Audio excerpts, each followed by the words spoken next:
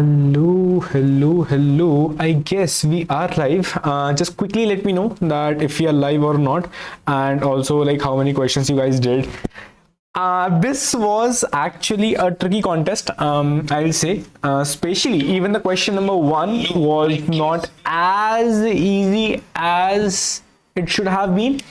I think it was a pretty tough question number 1. Like not tough in sense that it can't be implemented or something like that, but in comparison to previous question ones, I guess it was but still quickly let me know that how many questions you guys did. How was the contest for you? Maybe like what I think was question number 3 was a bit tricky than question number 4. Question number 4 implementation was lengthy, but it was still in the lines of what we have studied and what we have learned or seen. In implementation, I can still say, yeah, question number 4 was a bit in that way, but yeah, cool. Hi S, hi, hello. Quickly let me know. I'll use this as a stand. I cannot use. I'm using this as a stand. Hi Abhishek. Hi Abhishek. Hi Abhay. Done first 2 questions. Great. Yeah, like I'll expect question 1. Like I myself will say that other questions were actually hard. No doubt in that. So it's okay if we have done this much, then it's still okay. Cool. We'll start off. Meanwhile, whoever is coming in, just quickly let me know that how many questions you guys did. We'll start off with the problems itself. Cool. Let's go on to the first problem. We have our let's quickly get our tablet up. Great. These issues comes only at this time. I don't know why, but no worries. Let's start off. And yeah, it is up. Let's come back. And yeah, so we have the first problem, count, and for sure the third problem was just the follow-up for this first problem itself. This problem just says that count the number of incremovable subarrays 1. Now 1, as you can see, the 2 will be the follow-up.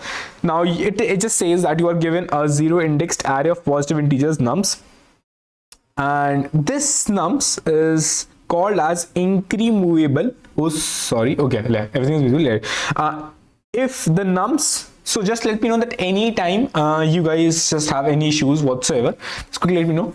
We'll go into the chats and everything, just because the question number 1 was actually a good follow-up for question number 2. 3 is incremovable if nums become strictly increasing on removing the subarray. So I have to say, okay, if I have something as my nums, I have to remove a subarray. I have to remove a subarray such that the remaining array becomes strictly increasing. Again, mark the word as strictly increasing. So we just need to have the remaining array as strictly increasing. Now I just have to let you know the total number of incremovable subarrays of nums. Now incremovable subarrays are incremovable subarrays. A subarray is called as incremovable if nums become strictly increasing on removing that subarray. So number of such subarrays, if I can remove those subarrays, so the remaining array whatsoever is built, it should be strictly increasing. So we will just follow the same thing what the question is saying. First, we will build all these subarrays. Now to build all these subarrays, which means I can just use 2 pointers, or basically 2 variables, I and j, and with this I and j I can just try and get all the subarrays possible. If you don't know that, if we have an array 3 5 5 3 4 6 and 7, so I can have my I can have my j, then I can start my I from here, my j will be here, and then it will be here, it will be here, it will be here, it will be here. Then my I will come here, then my j will be here, j will be here, j will be here. So with this fashion, I can try on for all these subarrays. Now when I'm saying I'm trying for all these subarrays, what I will do is, okay, I know that my subarray is from I to j. So anything whatsoever from 0 to less than I, and from j plus 1 to less than n, I will take this in a new vector, or basically I'll just have to verify if this entire thing when calculated, which means 5 7, I'll take this in a new vector and will check if the new vector built is actually strictly increasing or not. If that is strictly increasing, I am good, and I will say that this subarray removal caused me strictly increasing new array, and thus it is a incremovable subarray. So I can just increase my answer by 1, and that is how simply we can just solve it. So now you know that what is the time complexity for this, as you are going on all these subarrays. So going on all these subarrays is for sure an O of n square operation, right? Now after you have gone on to that subarray, you know I and j, which means you know L and R for you. When you have known your L and R, let's name it as L and let's name it as R. Now the remaining thing, so you will just collect the remaining thing. Now remaining thing will be from 0 to L minus 1 I'll collect, from R plus 1 to N minus 1 I'll collect the entire remaining thing in a new vector, and then have a final check if that is strictly increasing or not. So in worst case, this new vector which we collected can be of size n, thus it will be a O of n cube. So the time complexity will be O of n cube, and for sure that will work in our constraints. So I am very okay with this time complexity. Just quickly let me know that if you guys understand that or not. So it is simple that we can just simply go and do a 50 cube like things, and that will work for us. As simple as that. Again, the follow for this, as in what to optimize, how to optimize, we will see that when we will see the third problem. Is just that remember so far that it is the backbone that we will start optimizing from n cube onwards. We will not go back and look for what was the n cube solution. Cool. Let's quickly code this up, and then we will see question number 2. Then we will see the follow up for this question number 1. So what we will do is, and again I have a small recap for you. So as you can see that we just have to go on to all the sub arrays from I to j, right? So what I'll do is I'll say that okay, and I is equals to 0, I is less than n. Now for n, let's get the n for us. So n is nothing but nums dot size. Now I have to go on to all the sub arrays, okay, and j. Now j, you will start from I itself, because you have to, no, you don't have to repeat the subarrays. So j is less than n, and then j plus plus. Now I have my subarray as I to j. I have to remove the subarray. So whatsoever new array is there,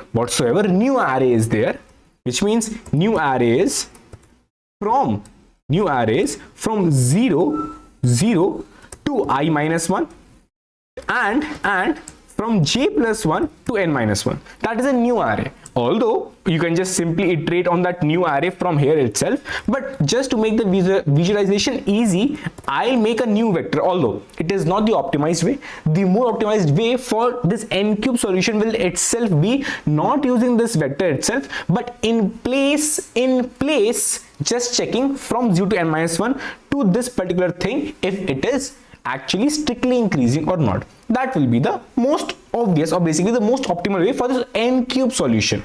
But still we will just go on to the most, like, which is easy to understand or visualize.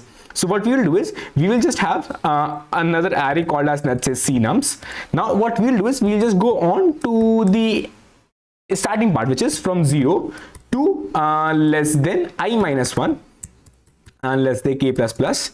Again, I'll just push these values in my new vector, which is cnums, which is I'll just push nums of k, and I'll do the same stuff from j plus 1 to less than n minus 1, right? So I'll just say k is equals to j plus 1, k is less than n minus 1, and k plus plus. Now I'll just exact same stuff, just copy paste this and paste it here. Now you have your cnums. Now just have a quick check if that cnums is good or not, which means it should be strictly increasing. If yes, then increase your answer and return that answer. So I can simply return the answer itself. So here you can just also initialize your answer as 0. Now comes that you have to check a specific vector strictly increasing or not. So have a quick check that your current vector which you are passing,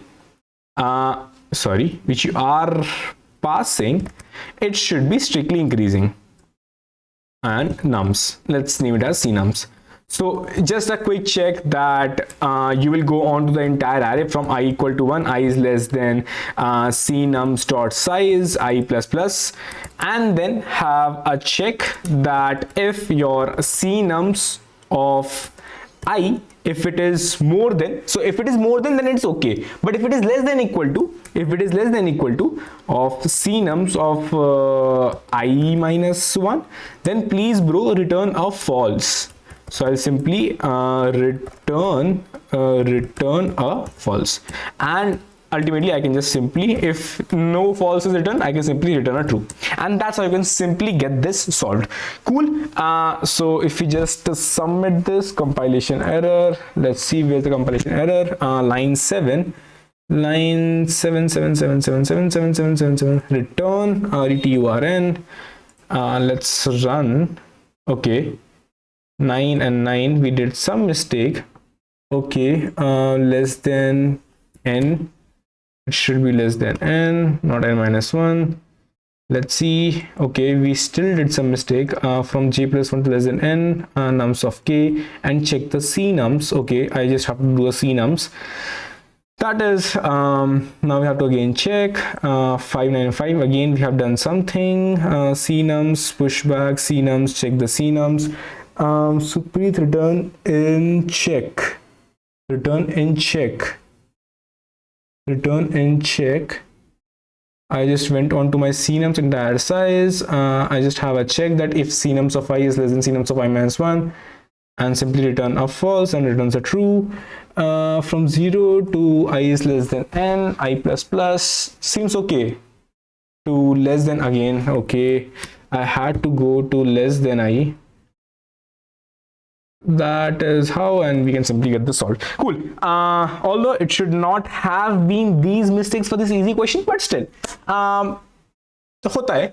So now we'll quickly have a chat read, and then we'll go on to question number 2, and then we'll quickly go on to question number 3, which is the question number first follow-up.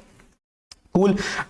Quickly, so we have cool Abhay. Hi Abhay. Hi. Just quickly let me know that how many questions you guys did. Hi Abhay, done first 2 questions. Aman RB, hi technology bash, hi bro. Yes bro, can you please tell me how to participate in weekly contest? How to participate? Well, it's just you can simply go on to this leetcode.com, go on to the contest, and then just like, for example, like tomorrow you will have this weekly contest 377. Just go down, say register now, say no to continue register, and then simply register. That's it. Now the problems will come here. You can just open the problems, and that's it. How you solve or register in the contest. That's it. Cool.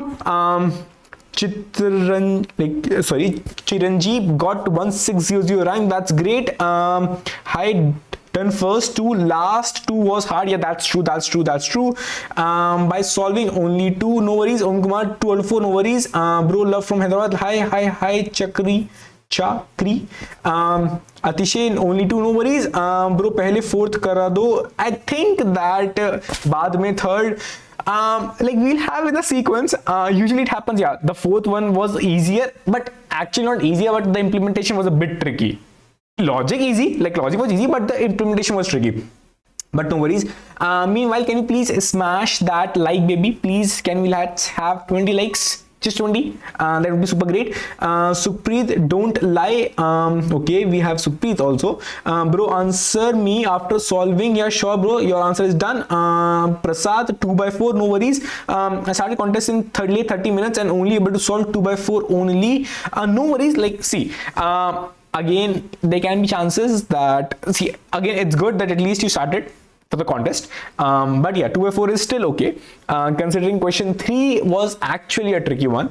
Can you please tell me the optimized way of n cube? I'm not able to visualize it. Optimized way of n cube. So basically in n cube, right now I made a new array called as cnums, which is using O of n space, extra space. But instead of using the extra space, I could have done the same operation which I did above. I could have done the same operation just in here only, which could have optimized the space part of O of n cube. Again, O of n cube is still there. We will see that how we will go to O of n square, then maybe optimize that more further, but we will see that. But yeah, the space part still can be optimized for this O of n cube solution. This is what I wanted to say. Cool. High return in check. Yeah, that's true. K less than equal to minus 1. That's true. 0/4. Abhishek Gupta. No worries. Abhishek, that's how we learn. No worries on that part. Also, 2 ही हुए, third optimized नहीं हुआ. No worries. See, third one I'll still say that it was a confusion on how that can be optimized, but if we go on step by step, very step by step, then it could have been easy for us. Bro, can you please tell me how to participate in Polygon? That's done. 3/4. Murari, 3/4. That's great, Murari. भैया dry run कर दोगे क्या? J partner for which question? For question number 1. For question number 1, you want dry run, or like for which part? Got 2 wrong submissions due to the not seen long return type. Yeah, for question number 2, okay. I have done only 2 in 20 minutes. That's great. That's great, Aryan. Bro, first time I done 4th question, but 3rd is not done. Yeah, that's what I told. Like 4th question was logically easy, but implementation wise was a bit lengthy or a bit tricky, you can say. But 3rd was actually logically hard to think. Cool. We'll go on to question number 2. And see that what it says. Find the polygon with the largest parameter. Now let's see that what this problem says. Again, can we please smash that like with that? Would be super great. Find the polygon with the largest parameter. Now it says that you are given a positive integer nums of length n. A polygon is a closed plane figure that has at least 3 sides. So you know, a triangle, a square, a pentagon, a hexagon, all these are polygons, but the start off is from the triangle itself. That's it. It's the smallest polygon we have. So we know that the smallest polygon is of 3 sides, and that's the reason the constraints also are starting from 3 itself, which is base is a 3 itself. Now it says that the polygon has a property. What's the property of a polygon is the longest side of a polygon is smaller than the sum of the other. It's like the sum of its other sides. So it's a property of all the polygons that, again, this is a property which they have mentioned, but it could have happened that they would not have mentioned this property, but still you should be able to know or remember what was the property of a polygon, considering they have not mentioned it.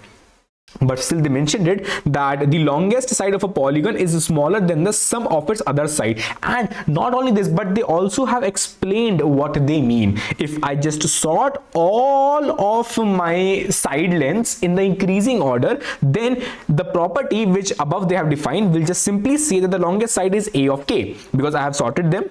Then the sum of the all other sides, which means a1 plus a2 up till actually ak, will be less than the sum of the other sides. So basically the longest side, it will be less than the sum of the other sides. It is what the polygon, you can see the longest side is of a polygon is smaller than the sum of its other sides. That's the same condition what they are saying. Now my question is, what I have to return is the perimeter. The perimeter is nothing but the sum of all the sides. So the sum, if I just say the sum of all the lengths of its sides basically is nothing but the perimeter of that polygon. Now comes the part that, okay, bhaiya, we need to find the perimeter, which is nothing but we need to find this part, which is a1 to up to ak. But he says that perimeter of a polygon, you have to find the perimeter of a polygon. Polygon should satisfy this property, which is the only property they have mentioned. And ultimately I have to find what? Not only any perimeter, but I have to find the largest possible perimeter of a polygon. I have to find the largest possible perimeter of a polygon. So that is what you have to find. Just quickly let me know that what you guys think, what you guys thought of could have been applied here, and then ultimately what you applied. We all know that what we could have applied, but I'll tell you that what I thought of initially, but then what I applied ultimately. But still, just quickly let me know that what you guys thought of, that what you will apply, and what ultimately you guys applied here. So now coming on back. So as you saw that we will have some sides given to us. Take any example which is given. Let's take as 1, 12, 1, 2, 5, 50 and 3. Now the first obvious thing which could have come in our mind is, okay, we want the largest side to be less than the sum of other sides, right? So firstly, I just want to have largest side. So one obvious thing is, I will just have the sum of other sides, and I will have the largest side. And now this largest side should be as minimum as possible. So I will, now you will see that some kind of concept that, okay, I need to have this largest side, but this needs to be as minimum as possible. Then I should have all these smaller sides, some here. So at every, and again, I don't know what could have been the length for this. Again, I don't know what could have been the length for this, but still I will have to try for every length. So one obvious thing is, I'll have to try for every length. Now constraints say that it is 1e5. So for sure, I could not try for every length, as in to try for every length and then take the value and take all these smaller values. Now I will just, for example, if I want to try for every length, let's say I choose, okay, bro, I'll try for length 4. Now for length 4, I will have to choose some value. Let's say I'll choose some smaller values. I'll choose 1, 2, 3 and 4. I'll choose 4 smaller values. Now in that 4 smaller values, I have chosen 4 smaller values. Ultimately, I'll choose the largest value as to place here, and the other 3 smaller values I'll place here. So you saw that here I just said, okay, I'll just choose as 4. What if I just now say I'll choose as 5? So will you again go and take, okay, bro, I'll take 1, 2, 1, like 1, 1, 2, 3 as the smaller values, and the next bigger value is a higher value. So you're saying that for every try which you are thinking, okay, I'll try for length as 3, 4, 5 and so on and so forth. So it is very hectic that I have to go and try for, like, I have to go and check. Rather, what if I do is, I'll simply sort it down. 1, 1, 2, 3, 5, 12 and 50. Now, when I ask you, bro, take the length 2. Take the length 2. Bro, 2 is not a polygon. Okay, bro, take the length 3. Start from a length 3. Okay, if you start from a length 3, you know one thing. Okay, I can again, for length 3, you can take any sides. You can take this. You can take anything. You can take this, anything you can take. But my solution for you is, okay, you can take anything. Like, you have to start from a length 3, right? So now firstly, I'll tell now what I thought of. Length 3, okay, I can take the length 3. So what I will do is, okay, try for a length 3. Now if I want to try for a length 3, what I'll do is, okay, try for length 3 like this, or a length 3 like this, or a length 3 like this, or a length 3 like this. Sorry, length 3 like this, or a length 3 like this. These are tries which you can have here. But why consecutively you tried? Why you tried 1, 1, 2? Why you did not try 1, 1 and 5? Bro, you want the longest side to be as small as possible, because you want the sum of the smaller sides to be bigger than the longer side. So this longer side you want to be as low as possible. So if you are trying for 3 values, so you will try to have them all 3 consecutive. But bhaiya, what if I take these 2 as consecutive and one other of them? But still, bro, you wanted the sum of the smaller values. Smaller values is this value and this value. You want the sum of them to be as high as possible. Now it will be better if you take this value rather than 1, because this will give me more sum for the smaller side. So one thing which obviously came in my mind is, okay, I have to try for all the lengths, right? I have to try for all the lengths. So what if I will try for length 5, then length 4, then maybe length 5 is not possible, I'll try for length 4, which is also not possible, length 3, now it is possible. So okay, length 3 will be the maximum answer, and corresponding to length 3, what's the maximum parameter, I'll get that. So for that, the obvious thing which came in my mind was binary search, and as I showed you that I can try for all these lengths. But then I thought the binary search and then for n log n, it could have been a pretty complex, but yeah, it was the first thing which came in my mind.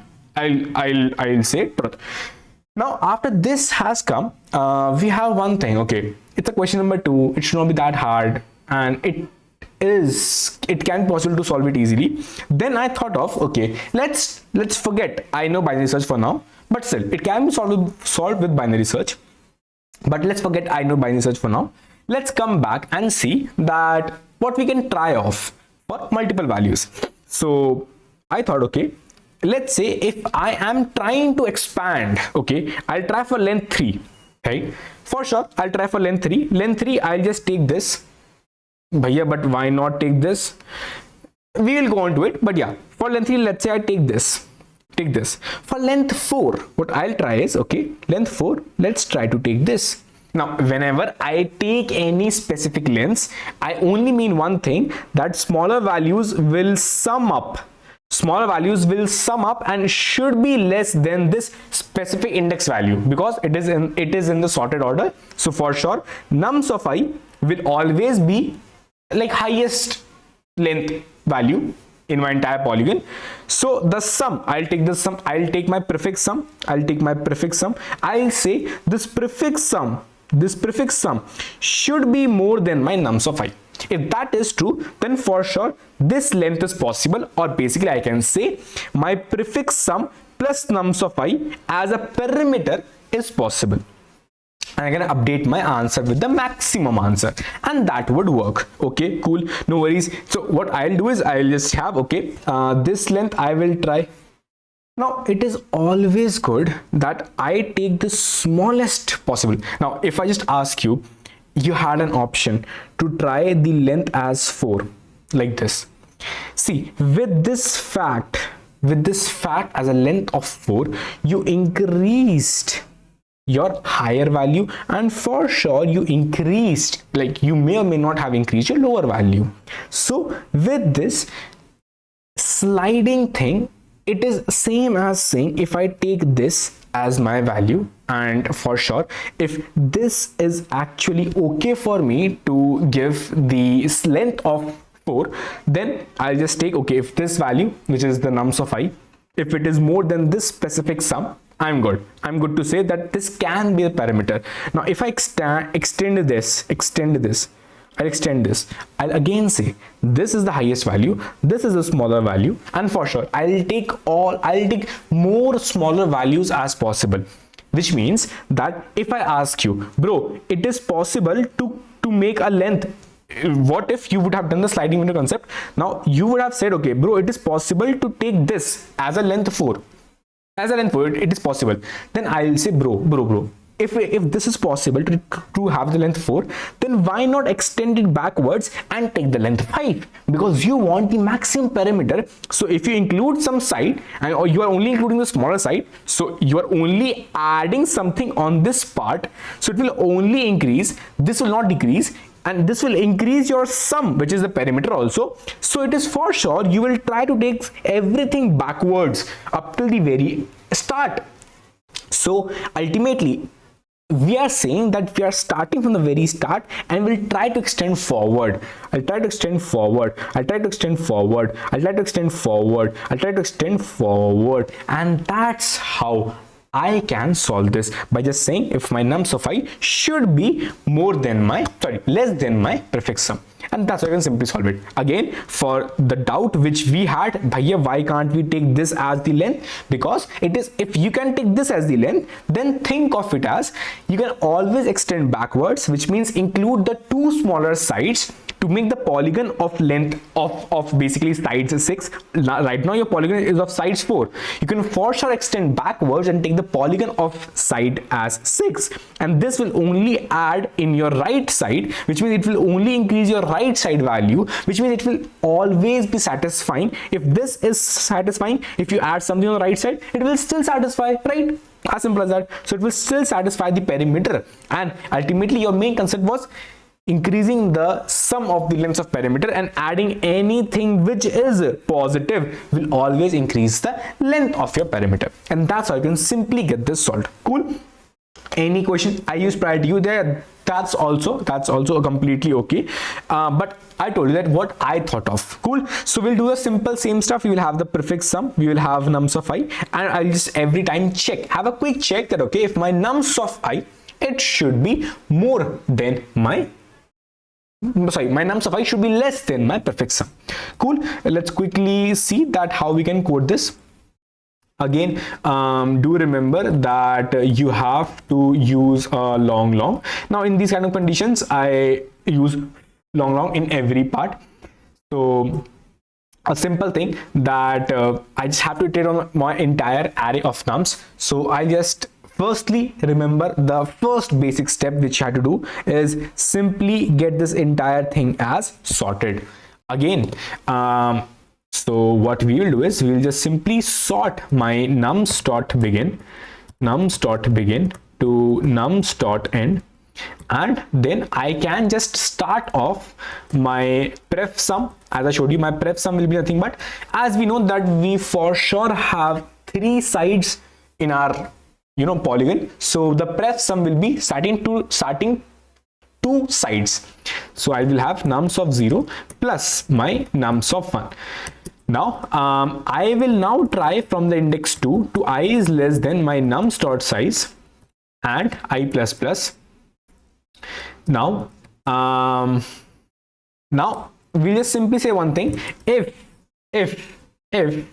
your pref sum, if it is more than your nums of I, then you are good, then you are completely good. Just simply add in your answer, or basically say that okay, I have my answer LL as answer, simply let's say I have a 0, maximum of answer comma pref sum plus current value, which is nums of I, because ultimately you know that is what the perimeter is, sum of all the sides, right? Now when this portion is done, no matter what, I can simply keep on adding in my pref sum the nums of I.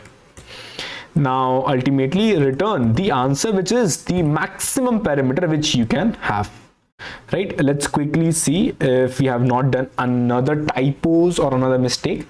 15 12 minus 1, yeah, one condition they have said, if it is impossible whose sides can be formed nums of 0, or minus 1 if it is impossible to create the polygon. Now we know that polygon have the sides of 0, so we can just have a condition that if your nums is 0, which means you were not able to achieve any good polygon, simply return a minus 1, else you can simply return a answer which you have found out. Let's quickly run that again, and then we should be able to achieve that. Cool. And yeah, as I showed you, just quickly let me know the approach which you took to solve this problem. Again, the time is O of n log n, and space is nothing but O of log n, because of this sort thing. Because we are using only variables, but the sort thing internally uses a space of O of log n for C++ and Java, while Python takes O of n space for this. Remember this because it has been asked in an interview. So please remember this. They will give you, or basically you will write the code like this, then they will ask you what is the time complexity of the code which you have written. If you will say it's actually O of n log n, but then you will say the space is O of 1 by seeing okay, I'm not using any extra space, so you might say okay, it's O of 1, but you might forget that you have used a sort function which internally will take a space of O of log n. So please remember this, that it can have an impact in your interview. That is a very small thing, but a significant thing for you to remember for your interviews. Now coming on to the question number 3, which is the follow-up for question number 1, which we saw. Again, I'll have a small recap for the question number 1, what we saw, and then we'll go on to the better example. Again, for this, I was trying to build a good example. If you can see, now I just thought, okay, let's have a good example for you to at least explain, because in this case, like understanding everything was the prime part for you to get things done. Because actually, as I showed, question 3, the code will be short, much smaller than question number 4's code, but question 3 is much more to go in intuition, optimization again and again. That is how it will be solved. Cool. We'll have quick chat read, just quick chat read. Then we'll go on to question number 3. Again, it will be super great if you can please smash that like that would be super great. Cool, looks like prefix some problem. That's great. That's true. Mohan bro was able to completely implement third problem just after 2 minutes of completion of the contest. Yeah, Devendu, that happens, that truly happens, that has happened with me a lot of times. It still happens with me, but that's still an achievement that you were able to solve it. I think that's still an achievement. Cool. Please solve question third plus. Yes, yeah, bro. Okay, third has a high demand. So let's quickly go on to question number third. So as you can see, that question number third says count the number of incremental moves subarray to. Exact same question as we saw previously. It's question number 1, just that the constraints are now saying that the max complexity which you can have is either a n or a O of n log n. That is the max which you can have for this particular constraints, right? Okay, that's obvious. We have to try for something efficient. Now coming on back, what we were trying previously was that I had this array as 5, 3, 4, 6 and 7, the same array which I've taken the exact same array. Now earlier what I was trying or doing was I was trying to say, bro, go on to all these sub arrays from L to R. Bro, go on to all the sub arrays from L to R. Now when you have this sub array, now to go on to all these sub arrays, I'll take a O of n square time, and when I have that sub array with me, then I'll do one thing. Whatsoever array is remaining from 0 to L minus 1, or basically I minus 1 to 0 to L minus 1 to R plus 1 to N minus 1, R plus 1 to N minus 1, I'll take that specific part and then we'll check. This should be strictly increasing, and that is what was taken a O of n extra time. So ultimately that was giving me a O of n square into n, which is actually O of n cube time. Now I ask you, man, how you can optimize this? So one thing is, when I say optimization, what you will try to do is you will try to optimize in time, because your time is the main constraint. Space will come later on when the time is optimal, because the first priority for us to optimize is time. When the time is optimized entirely, we can just think of optimizing space if the interview is asking us to do so, but right now we'll just think of optimizing time. Now the obvious thing is, from n cube you can either come to n square or you can come to n square log n. That's the two places where you can come. Okay, so if I want to come to n square log n square is one thing, n square is one thing. So you have to come, like you have to eliminate this n for sure. Now to eliminate this n, which n you will eliminate? Like for sure you have to take n square, like you will take n square, which means you will try for all the sub arrays. Now to eliminate this specific n, which was having just one use case, or basically one rule, that the remaining array, again when I say remaining array, it has fixed that it will start from 0 but will end somewhere which is L minus 1. It will end at n minus 1 but it will start with some R plus 1. Now this specific array, it should be strictly increasing. This was taking a O of n extra time for us. Now if I ask you, bro, hold on, let's increase this array size. Now this is a specific example which right now you will say, okay, how Aryan you build this example? But slowly and gradually, as I will move on to the implementation, basically as I will move on, you will understand that how this example was actually built. So it's this example which I built gradually to just explain much better that how things will go on gradually. So it is 1 2 5 2 9 2 4 7 8. Now 8 9. Okay, so I'll just also name the indexes 0 1 2 3 4 5 6 7 8 and 9. So basically I have in total 10 elements and these are the indexes for them. Indexes is this and nums of I is this and nums is this. I'll not destroy this, I'll reuse the entire thing again and again. So I'll just every time copy this. Cool. Now coming on back, that what I have to do. Earlier I was simply, as you saw, I was simply going on to all the L comma R and I was simply grabbing, and for sure I have to go into all the L comma R, which will take again O of n squared time. The extra n time was taken if I was going on the entire remaining array and was checking if that was strictly increasing or not. That was the time which I was taking. Now if I say, okay bro, when you will try for the next L comma R, you will try for this next L comma R, then you will check for this array as strictly increasing or not. So ultimately what you are checking is this portion is strictly increasing, which is the left portion, and the right portion is also strictly increasing, which is this right portion. It is what you are checking. I'll say you, bro, check pre-head.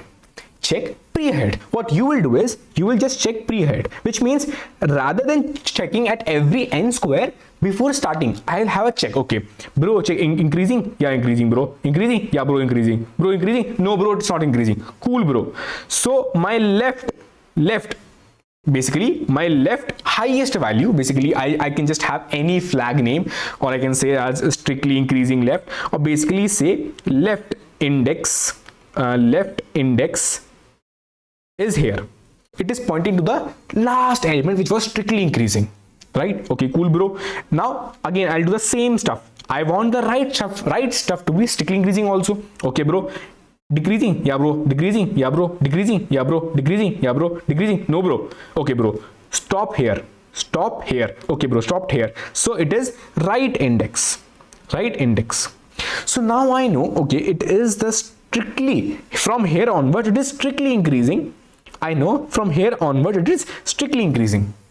That is what I know, right? One thing, if I now ask you, bro, if you have to go and try for some, you have to go and try for some as the subarray. Now I'll say, bro, okay bro, do one thing, try for this subarray.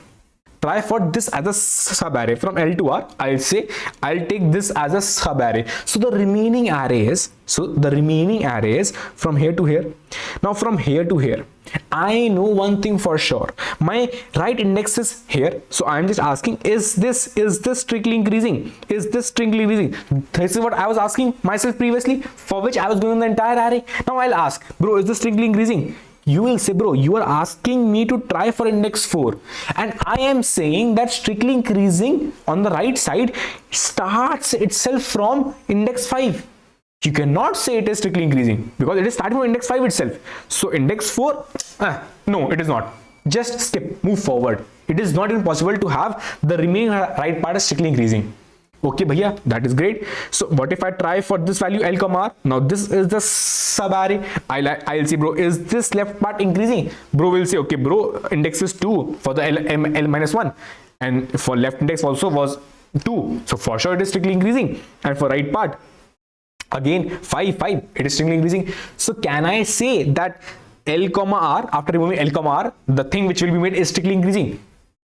Hold on. Left part internally is strictly increasing, which we have verified because of our pre-computed left index. Right part is strictly increasing, which we have again verified by the pre-computed left index. But still, the entire thing is strictly increasing or not? Who told you? No one. So just have a quick check. If this value which is L minus 1, if this value is less than my R plus 1, this 5 should be less than it should have been less than 2. If it is not, sorry bro, it's very sad to say it's not strictly increasing. Right part internally was strictly increasing, left part was, but entire array was not. And for that I only had to compare these two values and nothing else, because I know that it is like this, increasing, right? Okay, now bro, let's try for some other bigger values. Okay, I tried for my R as, let's say this, my R is here, so I'll just take entire thing. I'll ask, bro, is the left part strictly increasing? Bro will say left is L minus 1, which is actually L is 3, L minus 1 is 2, 2 is actually, which is L minus 1, should be less than or equal to my left index. And also same, R plus 1 should be more than equal to my right index. If this is the case, then for sure the right part is strictly increasing. If this is the case, then my left part is strictly increasing. If that is the case, I'm very again for sure that, okay bro, my this part is strictly increasing. Now this is verified, so left part internally is strictly increasing, right part is strictly increasing. Now comes, bro, combined is strictly increasing or not? Okay, yeah, to check that, I'll just check that L minus 1, which means my nums of L minus 1 should also be less than my nums of R plus 1.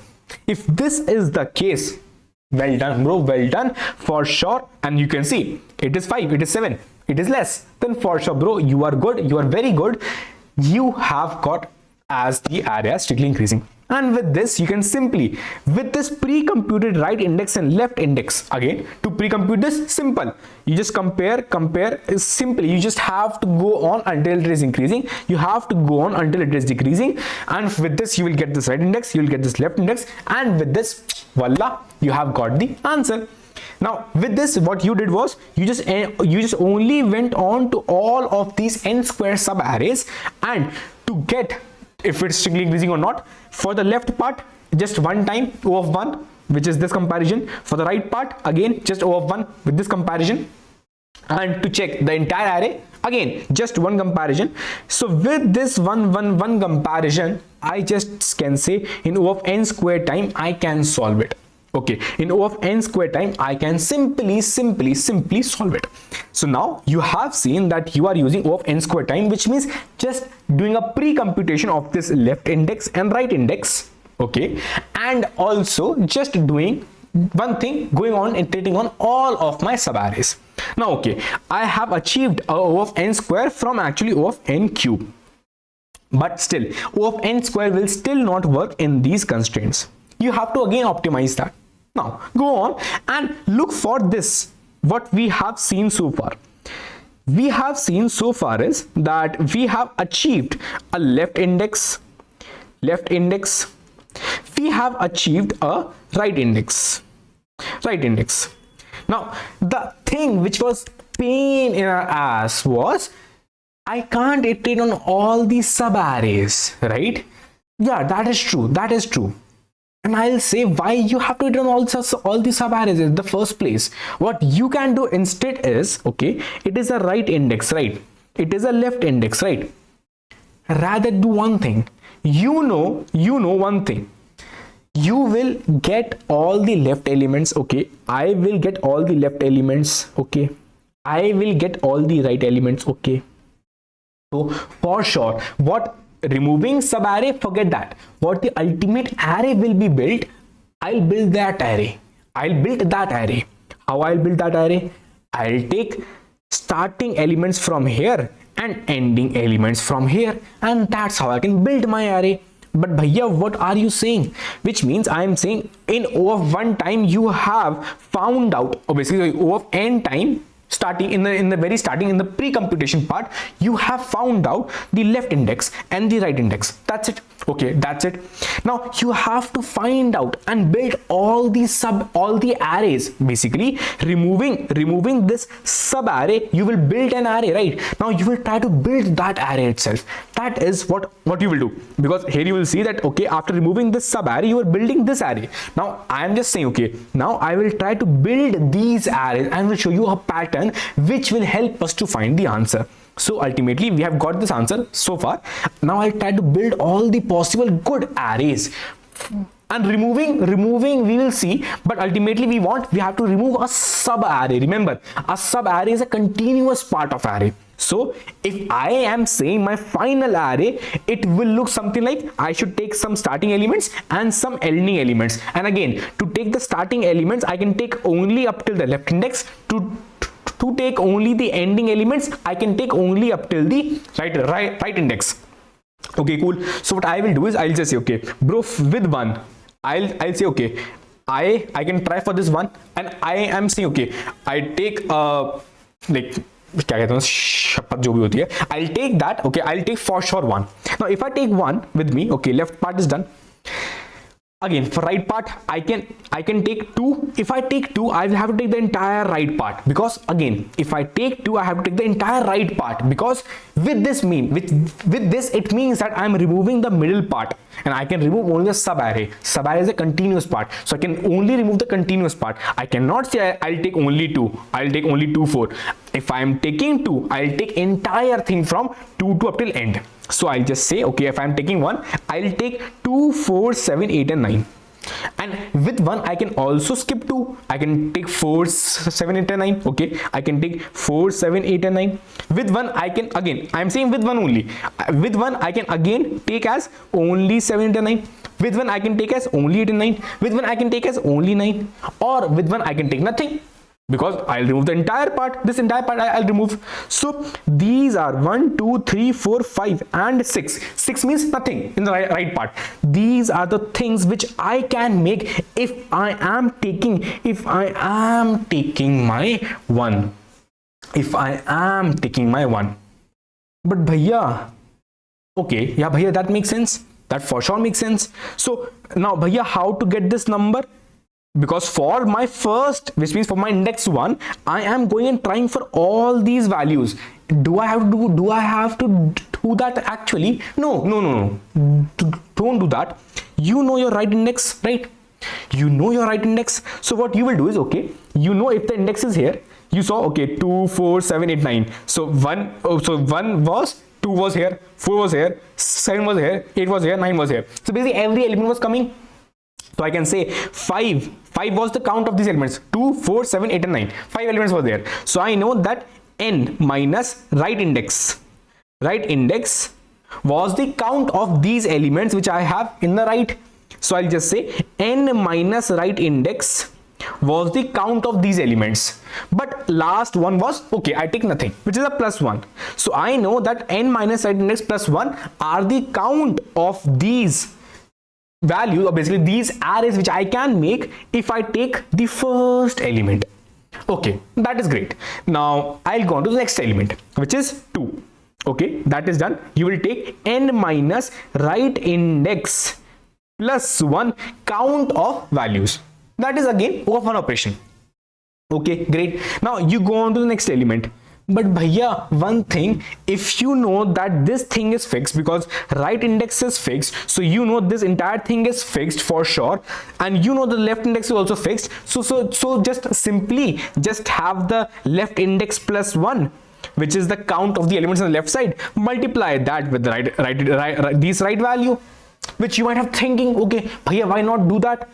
See, we will see that why we cannot do that, because what we have written here is wrong. You will see how it is wrong. Let's see with the next example, which is if we go on to 2. Now with 2, when I say again, I have to take the entire start part, which means I have to take the entire 1, 2. I'll take the entire 1, 2. I have to take the entire start part. Okay, my entire start part is taken. Why entire start part? Because I have to remove the sub array. Sub array, which means continuous part I have to remove. I cannot like do or basically take half part this, half part this. I have to remove the entire middle part. I have to remove the entire sub array. So okay, 1, 2 I have taken. Okay, cool. 1, 2 taken. Then for sure you will just say, bhaiya, repeat the same process. I'll take 2, 4, 7, 8 and 9. I'll say hold on, beta, hold on. That is the mistake which you did. You cannot take a 2. You have to take something which is more than 2. Something which is more than 2. So you have to start from 4 itself. That is why you cannot use the formula which I showed you. So which means you have to figure out an index which is more than the right index and having a value more than my 2. So if I am trying on for the value of nums of I, where for sure I will travel I only from my 0 up till the left index, I will try my I from 0 to left index. I'll try my I from, right? I'll try from my I from 0 to left index. For that specific I, it is my I, right? For that specific I have to go and check upper bound. Upper bound which means higher value. I'm not saying equal. I'm saying higher value than my 2. And for sure binary search that on what? You know the entire right part. After right index everything is increasing. So after right index everything is sorted. So do a binary search on this right part, which means after index, right index, do a binary search and search for a value which is more than 2. It will point you to the index as 6. Again, my range for search is starting from right index up till the n minus, which is the end. This is my range of binary search. I will binary search in this range for a value which is more than 2 to get, okay, from 4 itself. I can start, which means index 6. So I know I can take 4, 7, 8 and 9. Again the same way, I can take 7, 8 and 9 with 1, 2. I can take 8 and 9 with 1, 2. I can take only 9 with 1, 2. I can take nothing with 1, 2. So you saw that if we had 4 elements, now bhaiya, how to get these 4 elements? Simple. If you do a binary search, you will find an index. Let's name this index as upper bound index. Right, you know that this is the upper bound, and the same upper bound index you should have also found out in the first when you were trying for your 1 as an element. But here we did not figure out that part, but that is what we should have focused on previously. But now we can still correct our mistake. Rather than write index, we will take the upper bound UB index. Rather than write index, we will take the upper bound index. Here also we will just say n minus upper bound index plus 1. Same, you will see that the index was 6. So elements in the end are actually 4. My 10 minus my upper bound index, which is 6. Elements are 4, but still empty can still be there. So a plus 1 for that. And the same way, so you saw that here you encountered all these patterns, here you encounter all these patterns. Ultimately you will saw that the last you will try for is 5, because you will try for all the left parts, and you are saying I'll take all the left part. You saw 1 is always taken, 1, 2 is always taken. Now I'll say 1 to 5 is always taken. Again, for 5, binary search in the right part. Do a binary search in the right part and say for 5, the binary search, which means upper bound of 5 is 7. So I'll start off and say my upper bound index is actually a 7. Again, so I'll just say 1 to 5 elements I can take as 7, 8 and 9. I can take as 8 and 9. I can take as 9. I can take as nothing. So here you will see I will have n minus, again, upper bound index is actually 7. Upper bound index plus 1. Upper bound index plus 1 is actually the count of elements which I can have, considering I take for sure I take as 1, 2 and 5. Okay, that's great. That's a great part which you have done. But do you think all the cases are covered? All the cases are covered. Do you think all the cases are covered? Just comment down below if you think all the cases are covered. I'll say no, they are not. How? See, one thing you made sure is you are taking the left part for sure, right? But you said, okay, there can be chance that I don't take the right part. But the same partiality why you did with the right, why you just not miss the left, same I can also do. I can miss the entire left part also, which I have not done entirely here. I will now do one thing. I'll miss the entire left part, which means I'll miss the entire left part. So the only part which I can take is the right part, right? So if I just have only the right part, what are the possible ways I can take it? Right, I'm just saying left part I'll miss entirely, because here I did not miss left part anywhere else. So I'll just say one case separately I'll miss the entire left part. Simple as that. That you will just say, okay, entire right part I'll take. When I say I'll take the entire right part, I will make my arrays as 9, 9, 8, 9, 8, 7, 9, 8, 7 and 4, 9, 8, 7, 4 and 2.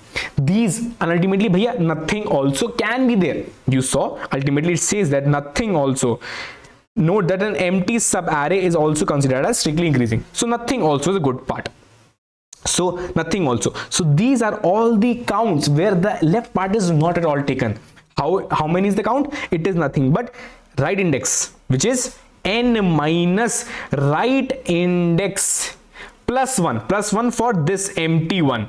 This is the count of my entire thing when the left part is not taken. So ultimately now you know that if I have to find the answer, I will go on to all the values, but ultimately make sure in the beginning or in the end add this n minus right. Why bhaiya this will be fixed right index? Yeah, this will be fixed because you cannot take the middle values, you cannot take the left values. Why not left values? Because you want to ignore left values for sure. So the only part which you can take is the right values, and when you will take the right values itself, you will simply get n minus right index, which is these 5 values, and then plus 1 for this empty value. That is how you will get this as the count. But just a quick catch here, you bifurcated your left and right. here, you bifurcated your left and right, which means left was here, right was here, which means they were not overlapping with each other. But here, what if they are overlapping? If they are overlapping, which means they will completely overlap. Which means if they are overlapping, let's say if they are overlapping, hypothetically, let's make it here itself. Hypothetically, let's say, like, because see, what we saw was when they are not at all overlapping. Hypothetically saying, let's say these overlap. Okay, let's say these overlap. Now, for sure, when something overlaps, which means I am saying this is strictly increasing. This is strictly increasing. For sure, if this portion is strictly increasing, we know that this portion also strictly increasing. So for sure, the entire thing is strictly increasing, which means when they will overlap, they will form entire thing.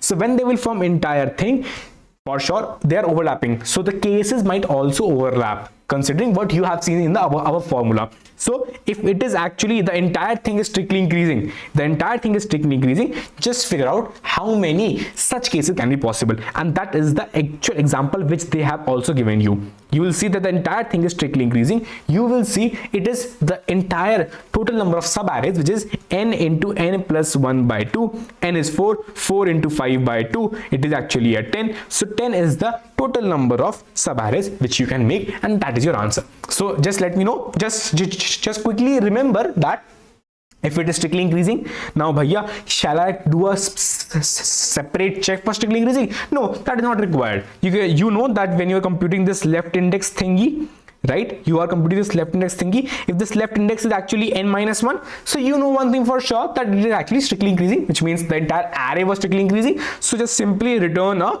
n into n plus 1 by 2, and that will be your answer. So ultimately, a quick recap, I'll just firstly go and find out my left index and my right index. Left index is the point up till which I was strictly increasing. Right index was the point from which it was strictly increasing up till the end. Now, for sure, if left index actually is the end part, then you are screwed up, or basically you are just have known the answer, that is n into n plus 1 by 2. If not, then firstly I will initialize my answer with n minus right plus 1, which is the cases when I don't even include my left part, and then I will start including my left values. For every left value which I include, I will go and do a binary search in the right portion. In the right portion, I'll do a binary search, and then I'll just quickly have a check if that when I do a binary search, I'll go and find my upper bound index, and with that index I can go and find this n minus upper bound plus 1 as a value. So for that index, the contribution in the answer will be n minus upper bound plus 1, and I can simply add that in my answer, and I can do that for all the indexes up till the left index, and that's how I can simply get my answer. Cool. And as you can see, the time complexity will actually be O of n into log n. N for all the left elements I am iterating on, and log n for the portion when I am binary searching that specific left index in my right portion. It is the log n factor which I will encounter, and ultimately I can solve it in O of n log n. And for sure, in interview they can ask you for a more optimized way, which is O of n, because, and again, that is not much hard to see, but I will not go into O of n approach right now, because the code can be pretty complex for you to understand right now as a solution, because it has already been a complex question. But the simple the simple optimization which O of n, obviously the two-point approach can be, is that you know it's strictly increasing, now you can simply apply 2 pointers and keep on shifting your left and right, which means if I have my left here and I know my right is here, my left, again I'm just showing you how that can be done in 2-point approach, but still we will not code that up because that can confuse many of you, considering it has already been a hard question.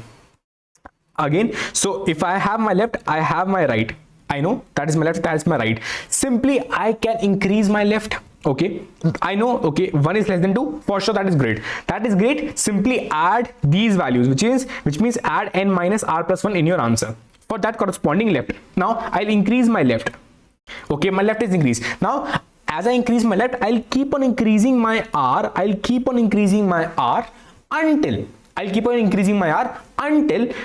I have become more than my left.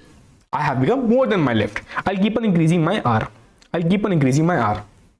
Great. Now I'll add n minus r plus 1. Again, as I increase my L, I'll increase my L. Okay, my L is increased. Again, I'll keep on increasing my R, keep on increasing my R, keep on increasing my R until I have got more than my left. And that is how, as soon as I have reached my left, I'll just simply say, okay bro, I am done. That would have been my answer. So rather than doing a binary search every time, I can also use a 2-pointer to solve this up. If you want, we can also solve this up. So firstly, we will solve it with the binary search approach, and then we will try to optimize this. Again, it's nothing but, you know that the right part is strictly increasing for sure. So you know for sure I have to start off from the right part itself. We will simply do a binary search firstly, and then we will just simply optimize that binary search to use and do a 2-pointer. 2-pointer, simply L and R pointer, L and R pointer, just to get that time positivity as actually O of n. Cool. Let's quickly see. Again, any doubts whatsoever, just quickly write down below, and that would be super great. If we can smash that like baby. Shashank, please don't spam. Bhai, what was your rank today, bro? I could not give the contest because I am always late. But I think that if I would have given that, it would have been pretty worse, considering that question 3, like log n portion, like question 4 I would have done probably, but question 3, nah. Still, like I'm confused that I could have done question 3 in that time constraint. Time constraint would have been good, because it is not that much time constraint. But considering this contest, like even the questions, even I see that people doing questions as 2 questions, still their rank was around 1000 or 1200.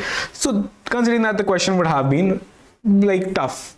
We'll quickly go into the comments, but let's first have a code for binary search, and then we'll optimize that to have the code for our 2-pointer. So we will have our nums.size. Now one thing is for sure that we need to have, as we saw, that we need to have this left index and right index. So I will have 2 variables as left index. Why my this is jumping? I don't know why this is jumping, but let's remove this. Cool. Now I'll start my left index with the value 0, and for sure my right index with the value n-1, right? Because I just want to bring them to a actual corresponding values, which is n-1. I'll just go. Now I will try to keep on moving my left index until I reach to a point where it is not possible to even move. So I'll just say if my left index plus 1 is less than n, and also my nums of left index is actually less than my nums of left index plus 1, then for sure keep on moving my left index, right?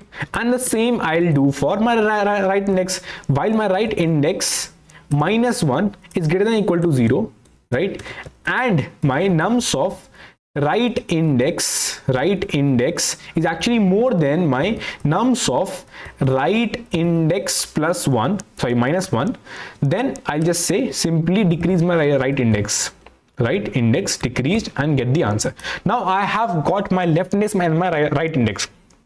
Now comes a simple answer that, okay, yeah, one thing which is the base case which we saw, that if my left index has reached the end, so which means my entire array was strictly increasing, so simply return my n into n plus 1 by 2.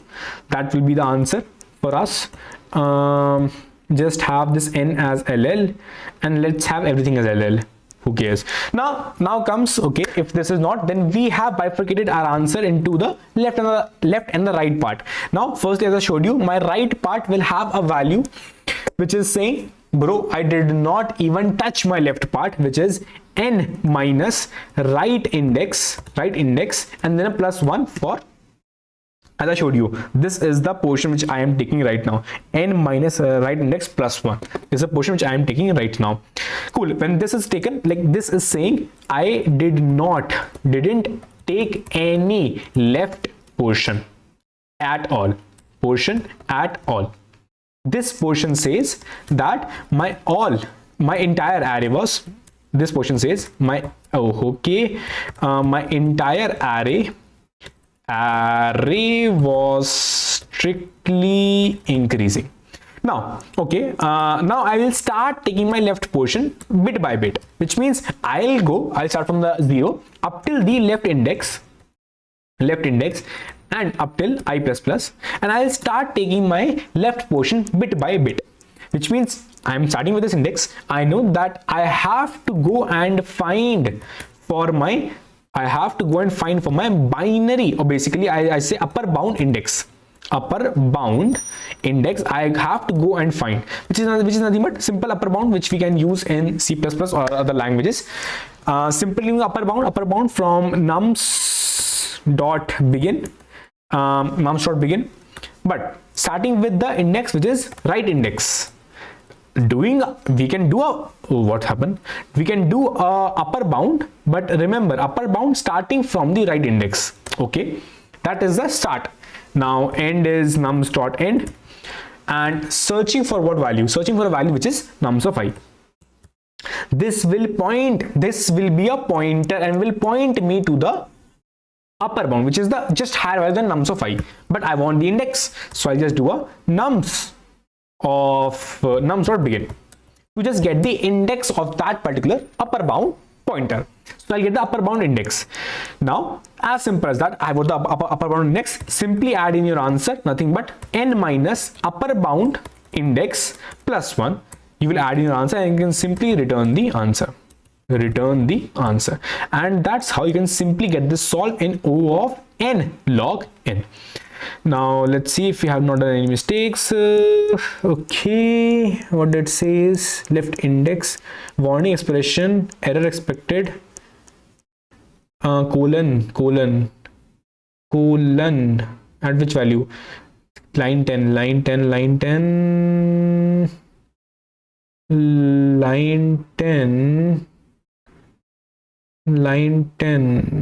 Okay, for while is a better thing than for. That's a syntax thing from a person who has been doing C++ in so long. Cool. Now this is the n log n. Now if we want to optimize that, we know that for the specific I, which is actually, let's say L, now for this L, now I'll just name it as L, I have to go and find a R. Find a R, which is like, I'll just say my nums of L should be less than my nums of R. That is the R which I want to find. So what I will do is I'll simply have a R which is initialized with right index, okay, right index, right? So that is initialized with the right index. So rather than this upper bound, which is taking log n factor, I'll just do simple one thing. I'll just say add my R in here. So I'll just say while my R is actually more than, while my nums of, while my R is less than my, okay, let's have the main condition first, which means my nums of L, if it is more than or equal to my nums of my R. If this is the case, simply increase your R. That's it. Simply increase your R. Okay. It will keep on increasing. In worst case, it can go up till the very end, which means R is the right index. Right index, it can simply, like, it is starting from the n-1 though, but I'm increasing that R itself. So let's take the worst case possible, that I have my L, I have my R. Now it just says my R is here, which is this one value itself. Now it is increasing, which means 1, 8, and let's say it says 12. So let's say this value, which is R, it is actually 7. So if I am saying that for this specific L, I'll try to increase my R, so it will just point me here. This is the value. So I should be saying, okay, this is the value which is R. R has become N. R has become a N. R has become a N. If R has become a N, I just have one way. So just have a quick check that your R r should be less than n, and your nums of L is more than equal to r, then simply increase your r. As soon as it becomes n, simply break, because you can simply add 1 in your still as your answer. Now let's quickly have a check that if it works or not. Let's quickly submit this, and that's how you can simply solve this by just modifying one line. You modified that from O of n log n to O of n as a solution, and that's how you can simply get this entire thing solved in just O of n time. Cool. Now we'll have a quick chat read, and then we'll go on to question number 4. Again, question 4 was actually not that hard, but I'll say implementation wise question 4 was pretty lengthy and could go wrong if you don't write a clean proper implementation.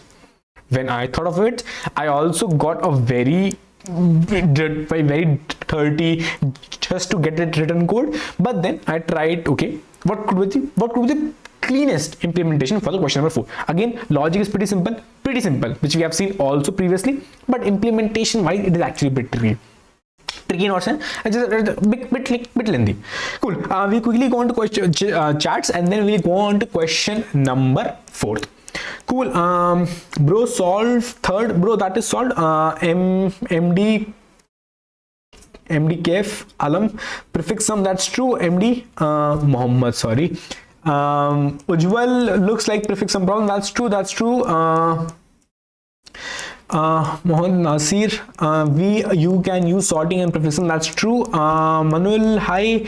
Atishay, sort that prefix sum and traverse from last and check the condition, that's true. But I use a priority queue, yeah, that's I use a priority queue. Bro, third problem took 30 minutes to solve. At least you solved it, because third problem was actually lengthy. Cool. How space login, so you can just check the internal implementation of how this STL works. You can just get to know. I use priority queue question in second question, that's true. Aryan, that's great. But yeah, what was your angry that's done? Could you solve only one? No worries, Sanya. Bro, can you explain the case Josephus problem 2? I am not able to. The CSES Joseph problem 2, I am not able to solve that. I'll say that just write that problem down on YouTube, and you can simply get the solution, because other people have made it.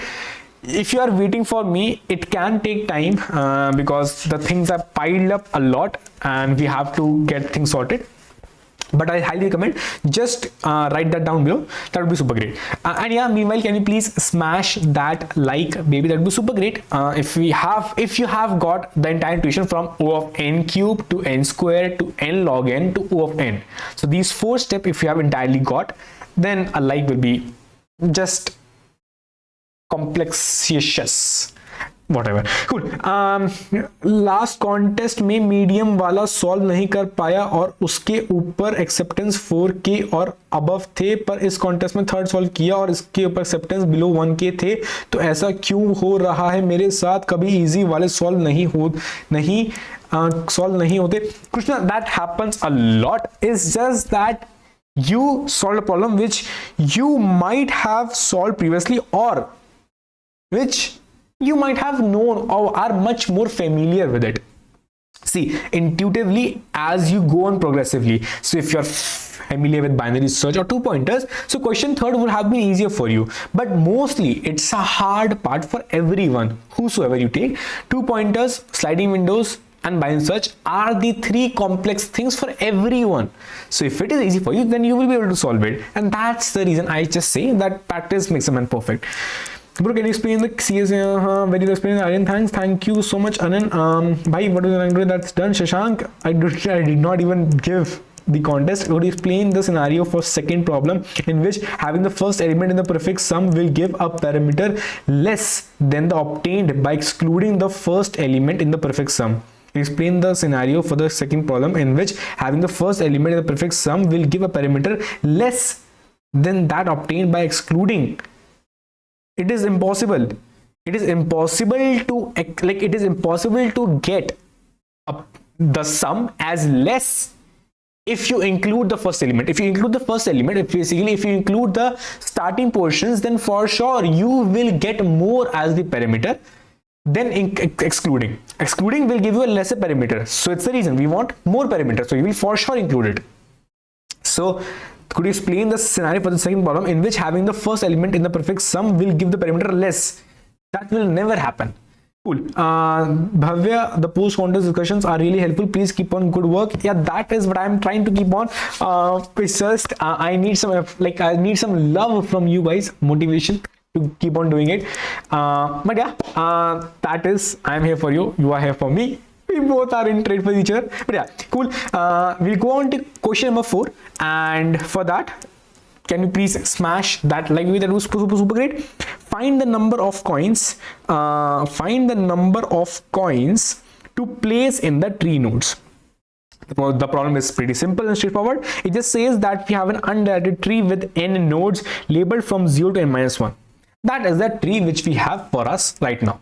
Cool. If that is a tree and it is rooted at the node 0, so root is known, everything is known. It's a simple tree for us. Edges for the tree are given in the edges of I, which is AI to BI. That is the edges which we are given for us, which indicate that there is an edge from AI to BI in the tree. That's a simple tree which we have made and which we are making right now. You are also given a array called as cost of length n, where this cost is basically for every of the ith node. So for every ith node you are assigning, again, just quickly let me know that what you guys approached for it, or basically what you guys thought of for this question and how you approached it, what you did, because many people were able to do 4th, but still just let me know that how you guys solved it. Cool. Now it's just that we have a tree, edges, and a cost array. Cost is simply nothing but for the cost of I, it is the cost for the ith node, which is the 0th node. For this the cost is 1, for this the cost is 2, for this the cost is 3, for this the cost is 4, for this the cost is 5, for this the cost is 6. That is the cost array which we have written. It is corresponding to every node value. Now the constraint or the condition, prime condition, is you need to place some coins on every node of the tree. The number of coins to be placed at the ith node can be as follows. Now, to place some coins on the node, I have two options. If the size of the subtree of a node I is less than 3, place 1 coin. So if I have a subtree, now it is of size 3, okay. If it is a subtree which is having a size of 2 or a size of 1, less than 3 is a 1 or a 2, that's it. If it's a subtree of size 2 or a subtree of size 1, see, this is a subtree of size 3, this is of size 2, this is of size 1. If you have a size 1 or a size 2 subtree, then you have to place a 1 coin. You will have to place a 1 coin here. You will place a 1 coin here. You will place a 1 coin here. That's it. You cannot do anything else. You have to place a 1 coin here. Okay, that's great. That's super okay for us. Otherwise, place an amount of coins equal to the maximum product of the cost value assigned to the 3 distinct nodes in the subtree of the node I. And again, if the product is negative, place a 0 coin. We'll understand this condition by the example itself. For the first condition, I just showed you there are these 2 cases. That's it. And again, I have to simply return in the end the array of coins of n size such that the coins of I is the maximum number of coins placed at the ith node. As you can see, for this you will have the answer as 120. For all these you will have the answer as 1, 1, 1, 1 and 1. Bhaiya, why 1, 1? Because for 1, because you saw it's a subtree of size 1, and for 1 you can only place 1 coin, and that's the answer. 1, 1, 1, 1 and 1. That's the answer. As simple as that. Cool. Now you will simply say, okay, for all these the answer is 1. What about this? About this, I say I'll take 3 distinct nodes in the entire subtree. I have this entire as the subtree. I'll take 3 distinct nodes. Ultimately, my aim is to get the maximum as the value. I want the maximum product. So I have the entire thing. I'll take the maximum product, and for sure, if you want the product of 3 numbers as maximum, the arithmetic says that you will try to take all these 3 numbers as maximum. If you want the entire product to be maximum, you will take all 3 numbers as max as possible. You want the 3 distinct nodes, so you will try maximum 3 value nodes. So I'll take a 6, I'll take a 5, I'll take a 4. I'll take a 4, I'll take a 5, I'll take a 6. Simply getting a value as 120, which is 6 are 30, 30 into 4, 120. This is the value for node number 0. And that's how you can simply get the answer. Again, as simple as that, right? Just simply from the child's, now it's very simple. You will do simply one thing. From the child's, you will simply get on the maximum 3 values. You will just simply get, okay, collect all values from my child, collect all the values. I'll collect all the values from my child, right? And I will have 3 values with me.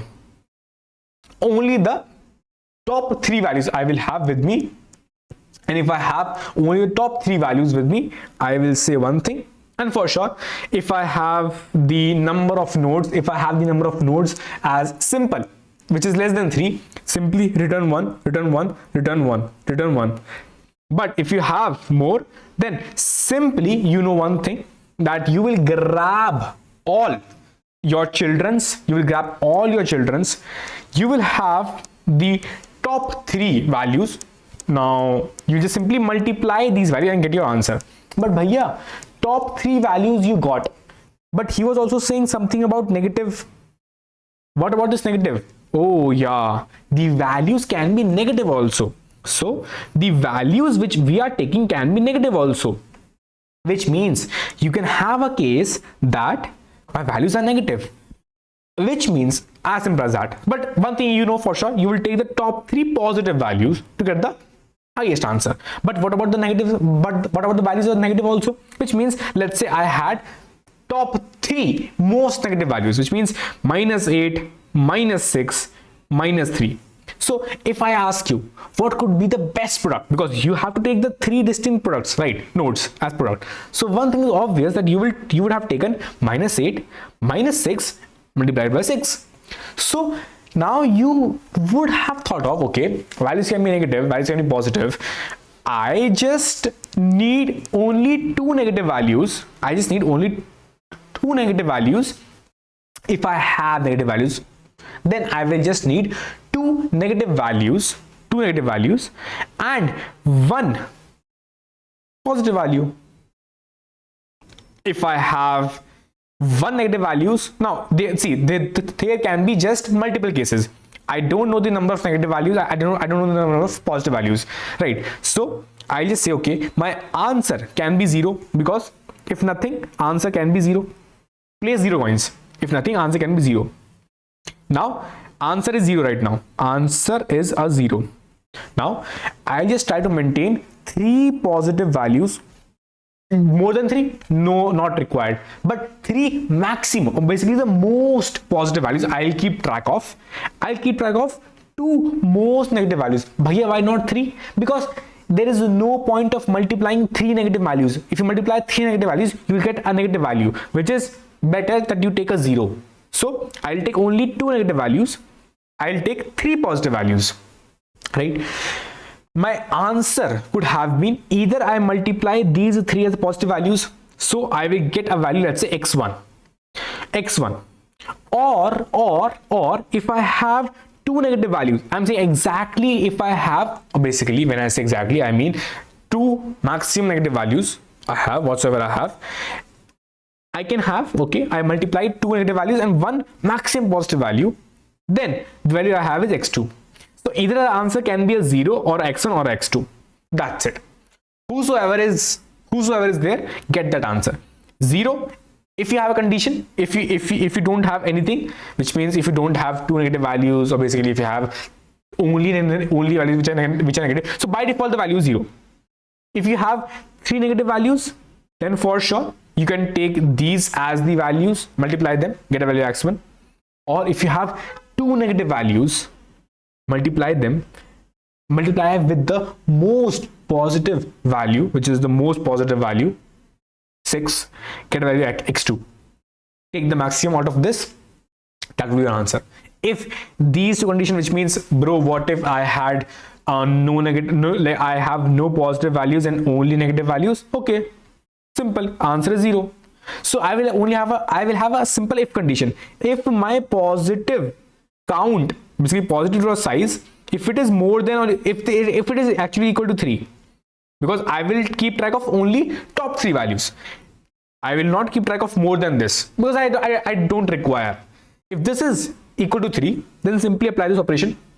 if the negative size is actually equal to 2, exactly equal to 2, and my positive size is more than 0, which means I can take at least one positive value, then get this value x2 and take the maximum out of it.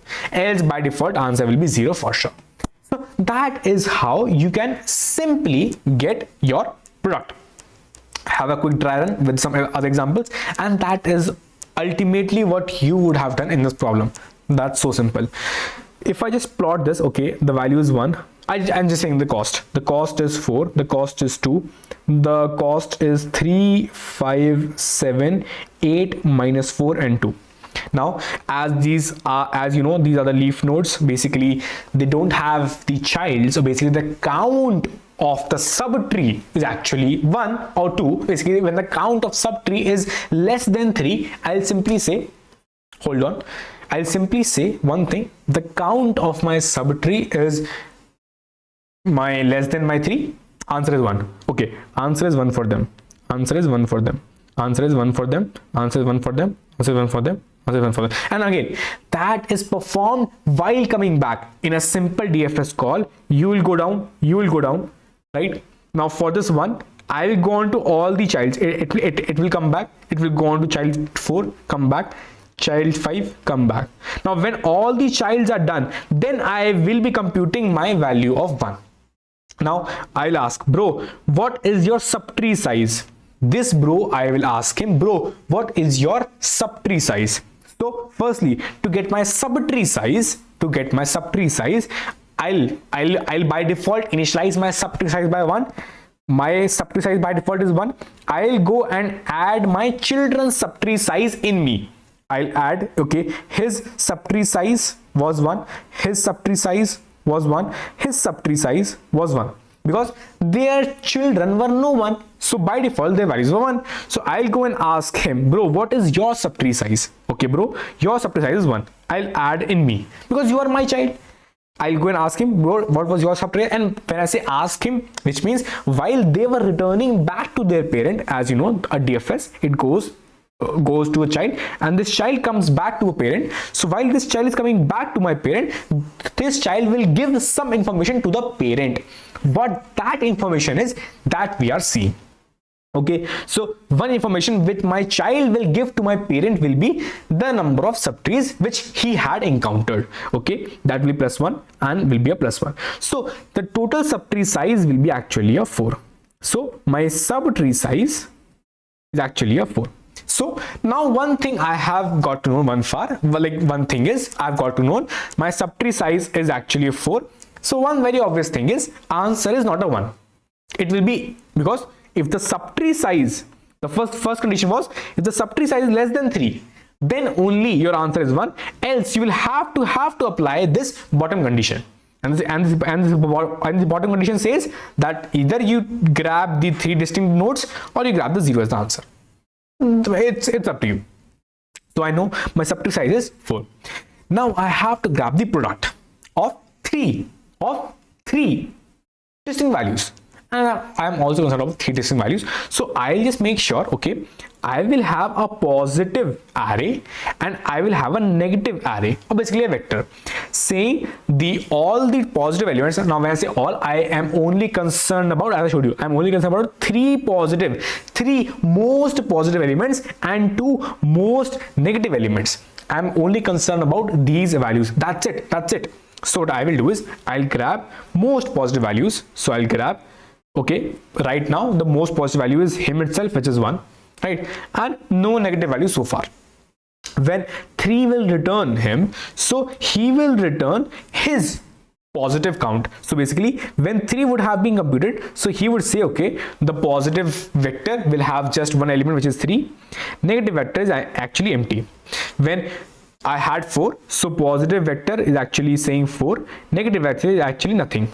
Positive vector is actually 5, and negative vector is actually nothing. So when my 3 will be returning, he will also have this information, which is, okay, his positive vector, his negative vector, his subtree size. He will have this. So positive vector, when he will return, I will say, okay, now whatever he is giving me, just add that in me. So I'll try to accumulate in myself, because I'm the parent, I am the manager. I'll try to accumulate everything in me. So I'll try to accumulate this 3 also with me. Now still the size is less, so accumulate everything whatsoever you are getting, but strictly make sure that you are only grabbing the most positive and the most negative elements. If you get out of bounds, stop. So now he get everything. Okay, that's great. He will give also, he will also give. When he is giving, he will give a 4. Okay, he'll give a 4. That's it. Add that. Okay, when he's giving, he'll also give, he'll give a 5. Okay, when he'll give a 5, add 5. But now you have expanded. Okay, because you know that you will always keep constrained. Okay, because I'm concerned about 3 values, so remove this one, and this is your positive, which you have made by considering your entire subtree. Now this is the value which I have built. Now simply go and find the product. Simple. I know that my positive size is actually a 3. Firstly, I know that my subtree size is 4, so my answer is not 1. If this subtree size would have been less than 3, so answer would have been 1. Answer would have been, cost would have been 1. But here it is 4, so the answer is not 1. It is something else. What's something else? I'll by default initialize my answer with 0. I'll just check if as I showed you, if my positive size is 3, okay, yeah, it is 3. Yeah, simply compute 5 for 20 into 3, 60. Okay, answer beat by 60. Okay, that's true. That is true. 60, I cannot see 60. 5.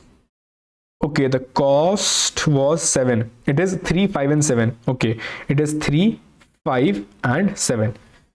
That was the cost which I had to take. I by mistakenly take all the values. So okay, that is nothing but these cost values. Cool. So I have these. Now you will see that 15 into 7, 7, 5, 35, 7, 10. So that's a 105. Okay, that's a 4. Okay, so that's a 4. So you just are taking the 4 maximum value. Again, if I just go and repeat that. So this will have the value as 3. This will have the value as 5. This will have the value as 7. Right? So when, and this will by default will have a value of 4. When he will come, when this will come, it will give a 3, 4. 3, 4. He will come, he will give a 3, 4, 5. He'll come, he'll give a 3, 4, 5, 7. But I want only the top 3 values. So I'll just remove this. I'll get this value 5, 4 and 7. Multiply them, simply get the answer as 140. And you will see that the answer was 140 itself. Right now. Okay, 1, 1, 1, 1, 1 for the leaf values. That's it. So you saw that, okay, you just grab this value 4, 5 and 7. You got the answer as 140. Because the condition which are by default the answer is 0. If you have 3 positive values, multiply them. If you have 2 negative values and 1 positive values, multiply them and get the maximum value. Right now I got this. I'm very good. I have no 2 negative values, so simply skip. Now when this portion is done, okay, now for sure when I have called a DFS, it would have gone on the left. Then when the entire portion is done, it will go up, but still this part is still remaining, so it will go down. Right, it will go down by 2. Now again, let's compute the things for the 6. For 6 again, my positive vector will be computed, which will be nothing but value 8. Right, negative vector empty. Again, it will go back up. When I say up, it will go and give the values to its parent. But let's compute this later on. But yeah, let's come down here and firstly compute this. So positive will give him -4. Sorry, positive is nothing because the value is negative, and negative will give him a -4. Again, positive will give him a value 2 and negative is nothing. Now when this is going up, so he will say okay, and by default his subtree size, firstly he will just check his subtree size, which is 1, 1 plus 1 plus 1 plus 1. So he will get 4 values as the subtree size. Okay, that is a 4. So I have a subtree size as a count. When he will give him a value, his positive vector by default has a value 2 and negative vector has a value nothing. right? When he will say add a 8 in my add a 8. Okay, he added a 8. He say add a -4. Okay, he add a -4. He say add a 2. Add a 2. Okay, add a 2. So that is how you have got your positive and negative vectors and the subtree size. Now compute what is the product, because you know the subtree size is more than equal to 3. So go and find the product positive 3 elements or negative 2 elements and 1 positive element. When I say positive, I mean the maximum element. Simply, I don't have negative 2 elements. Okay, no worries, but I have 3 positive elements. So simply get that and multiply that for 32. So that is your answer, which is 32. 32 is your answer. Answer is 32. Cool. Now ultimately you have to go and find the answer for the parent. So these two will return the answer for the parent. Parent by default, firstly we calculate the subtree size. Subtree size is nothing but, firstly my size is 1, left person will give me his size and I will add. Okay, his size was 4, his size was 4 also. Okay, my subtree size is 9, which is for sure more than equal to my 3. So I can find my product. Again, if you want to go and find the product, populate your positive and negative vector. Positive vector by default is a 1, negative vector by default is empty, right? Positive vector, if you are updating, you will just say, okay, simply get this positive vector to me. I'll simply push back 4, 5 and 7, right? No worries. And then you want the size to be limited to just 3 values, so remove the least value. Okay, now I will get the vector from here, which is the other child. He will give me 282. Okay, 282. Again, simply sort this down. So you will get a 2, 2, 4, 5, 7 and 8. And again, he would have also given a negative value. Okay, negative value is actually -4. So it is -4. But we again know that we only want to take just the top 3 elements, because maybe I just have to propagate that value to the parent, higher parent. But here he don't have parent, but imagine it would have had a parent, so you would have propagated the value positive negative to the parent also. So I'll just remove the values and I'll take the only maximum 3 values, and in negative I'll take only the most minimum 3 values. Sorry, most minimum 2 values. But here you have only 1, no worries. So I know that I have the subtree size as more than equal to 3. I will have 3 positive elements. I'll compute that, and that will be my answer, which is 7 into 5 into 8. Answer is nothing but 280. So obviously you can say 8 5 is 40 into 7, 280. That's it. So the answer for him is actually 280, and that is how, by doing a simple DFS, so it's the entire dry run of what will happen to this problem, and by this you can simply get this solved. Again, simply you will have to maintain the positive vector, negative vector and the subtree size vector. You have to maintain these, positive vector, negative vector and subtree size as an integer, and keep on updating your parent as you go up. A simple DFS, how you update the parent, we also know that. If not, then I'll go and show in the code also while you are doing it. Cool. Now a quick thing. Hi guys, what problem is he solving? I just came. Tech with share. It's actually 4th question which we are solving right now. No worries. Cool. We'll go into all the comments also. But just a last case for you to actually have a look at. If you have these as the elements, so 1, 2, and sorry, the values are 1, 2 and -2. You will see these are leaf nodes. Cost is 1, okay, 1, 1. For this, the subtree size is 3. So for sure I have to go to the second else condition, which means this condition I have to go on to. But you will see that the positive vector will have 1 and 2, negative vector will have -2. My answer will have been initialized by 0, which is a default value. Again, I said that I need to take 3 values from positive, 2 values from negative and 1 positive. No condition I have which I can satisfy. So simply don't take anything, have a 0 as the answer. So you will simply return a 0 as the answer.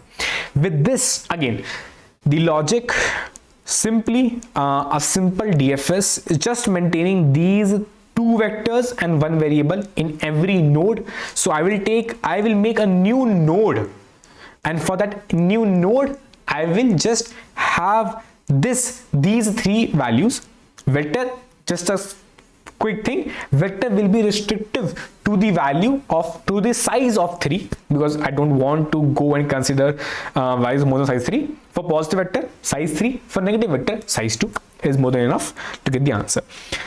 Again, that was the entire logic and the entire dry run which we could have for this problem. We'll go on to its code. The code is going to be a bit big, but don't worry, we'll go on very slowly for the code itself. No worries if something is missing or something you are not able to visualize. We'll simply go on step by step on the entire code. Cool. Firstly, let's have a hash define ll as long int. Now when this portion is done, we will firstly, as we know that every tree is a graph, right? Now no worries, if you have any doubts whatsoever, just write down below. We will go on to every of them. We'll go on to code step by step, because the code is the most important part, how you will be able to solve it, right? Explanation, good, easy, that's okay, but code is the most important part for this. Now first and most important thing is make the graph itself. So I know that I will have to make the graph. So a simple graph which we can make. Now the graph needs to be like, it's a tree, so it is, you know that these have n nodes, so n is not given. Now you don't know what's the n is, but how will you find? You have the cost array with you, right? So simply get that, okay, my n is nothing but the cost dot size will be nothing but the number of nodes which you can have in your entire tree. Now when this portion is done, you will have to build, basically you have to go and iterate on all the edges. So I'll go on to all the edges. Now in this particular edge, I know it will be edge of 0 as u node, and v is nothing but edge of 1, because it's just a u to v combination. That's it, it's just a vector. It's a tree, a undirected tree, or basically a bidirectional tree. So I'll just say graph of u dot pushback my value v, and the same goes for the same value, which is graph of v dot pushback the value u. Now when this thing is done, which means you have built your graph, you have to now figure out the answer, which was the coins array. You have the cost array, but you have to figure out the coins array. Now this coins array, it can be a vector of long. So I just say that my vector of ll of my coins array, that's my answer. That's for sure of size n, because we know. Now we just know one thing, that for every corresponding value of my coins array, I need to get my answer being built. But I can get the answer in the coins array when I'm doing the, basically when I'm doing my DFS itself. So I'll just say DFS on coins, basically DFS on my these nodes. I can say these nodes, DFS on these nodes. While doing the DFS itself, I can populate my coins. So I'll just pass by address these coins. So the thing which I can pass is, I'll pass everything. I'll pass my graph, I'll pass my cost, I'll pass my starting node, I'll pass my parent node, and okay, like I'll do the one thing, I'll pass my starting node, I'll pass my parent node, I'll pass my graph, I'll pass my cost, and I'll pass my coins. Everything I'll pass, and simply I can return my coins in the very end, because my coins will be populated by my DFS on these nodes, which I will do. Now when I say I'll do a DFS on my nodes, so I can just say one thing, I'll do my DFS on my nodes. Now when I do a DFS on my nodes, I know that it is my current node, which is the current node which I have. It is my parent node which I am passing. This is gonna be my vector of integer, or which is the graph which I am passing. My cost is nothing but this array itself entirely. I just paste that, and same goes for my coins array, which is of L. I'll pass that coins array by address because I want to populate that address. Now when I will process, I am at node, right? I am at this node. Now, when you are at the node, there's a simple process which you do. Okay, something you will do at the node, something you will do at node. Now, when this thing is done, you go on to children. You go on to children, right? When this thing is done, while coming back, which means when all the children are done in a DFS, you come back. So while coming back, something you perform. Something you perform. You perform taking help from your children, taking help or data from your children, So I know one thing, that while coming back, I will be performing something which is with the help of taking help from my children. That's how your recursion works, right? So now, if I am at this node, what all you knew what I wanted for this node to happen, I wanted its size. I wanted, as you remember, if I was at this node, I'm right now at this node, I have not gone to its children. Remember, I am at this node, I have not gone to its children. I'm at this node, I want to populate starting. Okay, its subtree size is initialized. Again, it's initialized with 1. If it is a positive value, push it in the positive vector. If it's negative, push in the negative vector. While this child, okay, then I'll go on to child, again compute the same value. While it is returning back, then I will populate its all the positive values I'll insert in the parents, or basically the nodes positive vector. All the negative value I'll insert in my negative vector, negative parents, like my negative vector of this specific node, and also add my subtree in my value. So this is what I will do for my child when I will be coming back from my child. But when I am at this, so I have to do these 3 steps.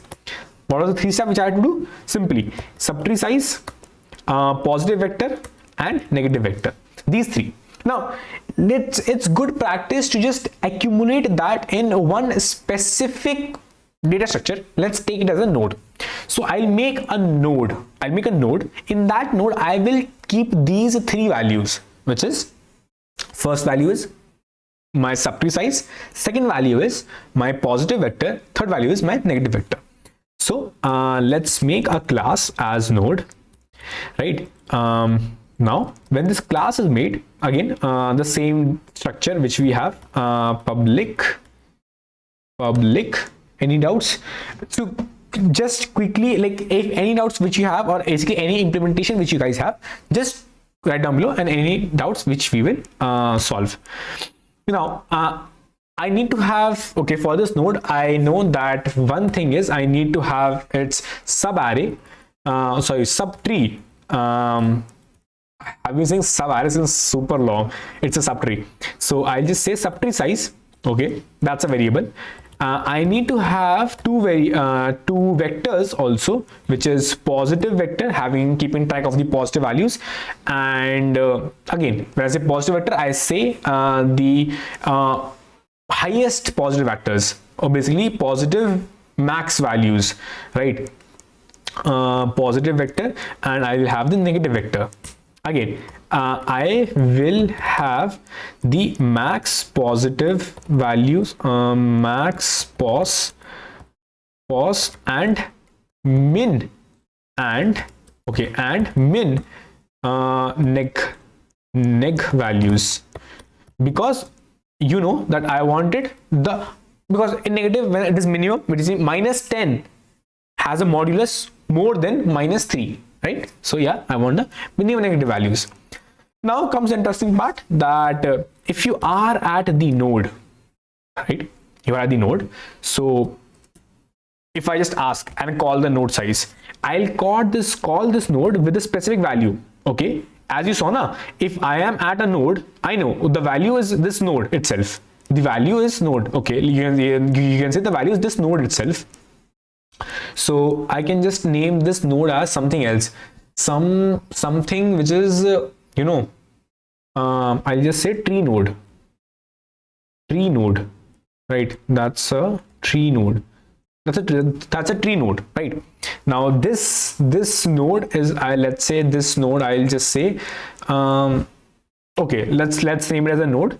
So this is a tree node, because like you might confuse this tree node with a value, because this is actually an index. This is actually index for this specific tree. This is a parent index. You can say parent idx, okay, that's gonna work. Okay, so if I am at this idx, something you will do for the node idx. When I say idx, it's a node idx. You will just increase the subtree and stuff. So with this, you will actually simply get this solved. Now you are at this specific node, right? Now you know that this is the index, so you will pass in the constructor the value, or basically the cost. You will pass here, value is cost. So I'll just say cost, right? Value is like, okay, cost. So you have passed the cost. Now firstly, in a constructor, when I passed a cost, no matter what, one thing is for sure, I will increase my subtree size. Basically, I will initialize my subtree size. So I'll do one thing. I'll just say my subtree size is initialized to 1. And if this cost value is positive, because it can be anything, right? You know that you have all the values of AI and BI. Oh, what's the cost? Cost is in cost value, small value is from 1 to 1 negative. So we have no zero values in our cost. So all values are either positive or negative, right? Cool, no worries. So if the cost is more than 0, so pause. I'll just push back, because it's a vector, right? So simply push back your current cost. Else I'll just simply push back, pause dot push back, okay, push back my simple cost. Now this is a constructor when I was actually landing onto this node for the first time. Constructor is when you initialize something. Okay, this will help us. So what we can do is, if I am specifically at this value, now I can just simply go and initialize that, right? Just, yeah, like quickly write down below. That's great. Now when I'm at this specific value, I know one thing, that my tree node, it's the node. Now I'll initialize this tree node with the cost, as I showed you, it's as the cost I want, cost for that specific index. Now I've initialized the cost for that specific index which I am at. Now that is done. My initialization, which means all these 3 stuff which I wanted, is done by simple constructor which I wanted. Now I'll go on to all of my children's. Simple.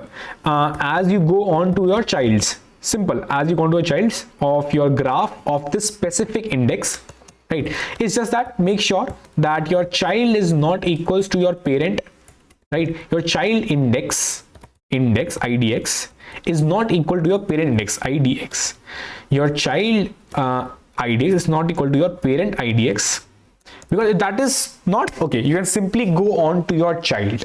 Now when I go on to my child, okay, I can just say, okay, just do a DFS on nodes, simply go on to my child. I'll just say child idx, for sure parent will become simple idx, graph will remain as it is, cost will remain as it is, and coins will remain as it is. But now when I go, like, okay, now I'll go on to my child. When I will be coming back, okay, when I will coming back, I have to calculate I have to perform something. You have to perform. What was that something? Something was find the product, find the max product. That is what you wanted. Considering your size is size, which is the this subtree size. Considering this subtree size is more than equal to 3. That is what you wanted. That is ultimately what you wanted to do when you are returning back. I don't like things going something you perform. I'll just remove this. I don't like things going on the next line when I'm writing code. I don't know why. Cool.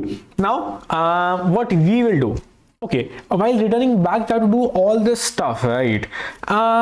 Rather as I'm going on to all the children's, I remember one thing. Okay, if you remember one thing, if you go on to one children, when this child will be coming back to the parent, for sure, and then I will go on to the next child. That is how it works.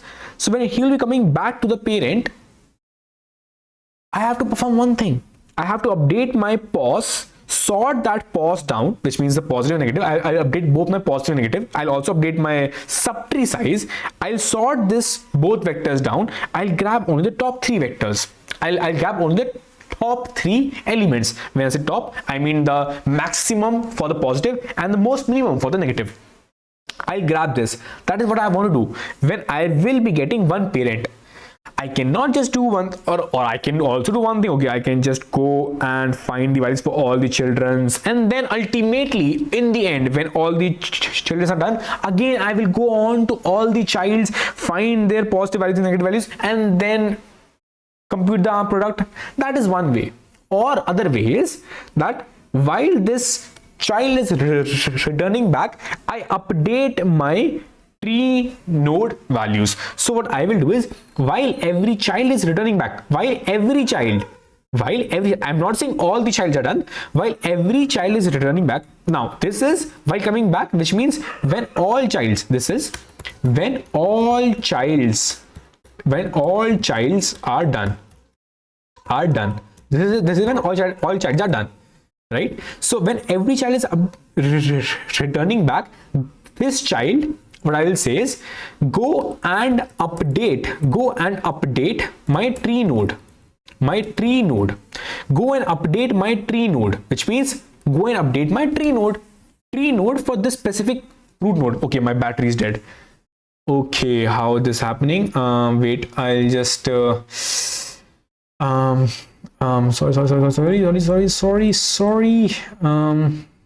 Okay, small. Okay, this is me.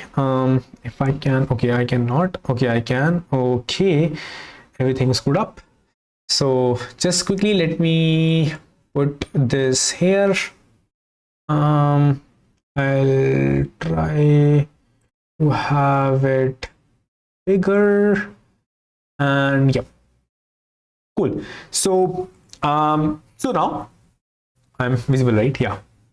So what we'll do is, okay, we are just coming back. So now I'll update this specific tree node, this node I'll update with my child. I'll just update my tree node. Okay, great. We can update our tree node very well. So I'll update my tree node with what? With my child node. So I'll just say this node should return something. DFS on my nodes will return me something, but it is returning you nothing.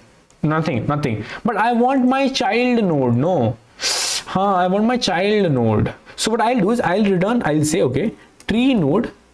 I'll just say child node. Okay, now I have my child node, which is this specific tree node. So instead of returning my void, I will have to return my tree node itself. Okay, now I will just say, go and update what? You know one thing, that you will be having the child node. So for that specific root node, go and update the child node. That is what you are going and asking to perform for your root node. So I'll just say that for my node, just go and update the tree node with the child node. So I'll do and say, I will have to have a function called as update tree node, which will accept a child node. It will accept, and ultimately return type you can have anything. Again, we don't know what it could have. You can have, like, you don't know anything about, like, as we saw that initially we had void here because we didn't know what will happen, but ultimately we realized that we need to return my child node, which we can use to update my actual root node. So I have this node, I'll update its tree node with the child node. Now when I say update, I mean update these three things using child node. So again, what I'll do is I know it's my root node because it is root nodes node. So I know all these values are for the root node. So I know, okay, my subtree size, this subtree size, it will simply be increased by child nodes subtree size. Child nodes subtree size. Okay, my subtree size has been done. Now comes the part where you know that okay, subtree size is done, but now you have to insert these values, which means in positive you will just simply go and insert. Now insert is an operation which takes O of n time if you insert in the end. Sorry, it will take O of extra elements which you are inserting. It will simply insert that in the end. So I know that I have to insert this entire thing. What is the entire thing? I know my child nodes positive vector starting from the very starting to the very end. Child nodes pos vector to the very end. The entire child nodes start to end pos vector I have to insert where? Insert in my pos.end. Pos.end. Now insert this entire child vector. So my entire child vector is inserted in the end. Cool. The same you can do for the negative. Negative dot insert. Same. Negative dot end. Same. Child nodes negative dot begin to begin to child node negative dot end. Negative dot end. End. This is, which means you had this parent node which is this node itself. In the end you just pushed all the child nodes positive, all the negative child nodes negative in the corresponding positive and negative. Now when this portion is done, as you remembered, when this portion is done, when you have inserted this, simply sort it down and then collect or basically resize that to the 3 size. For positive, take the maximum 3. For negative, take the minimum 3. Right? So I can simply sort my positive dot begin, positive dot begin and positive dot end. My positive is sorted. The same way I'll sort my negative. I'll say sort my negative dot begin and negative dot end. And the same way my negative is sorted. Now when this is sorted, just collect and say just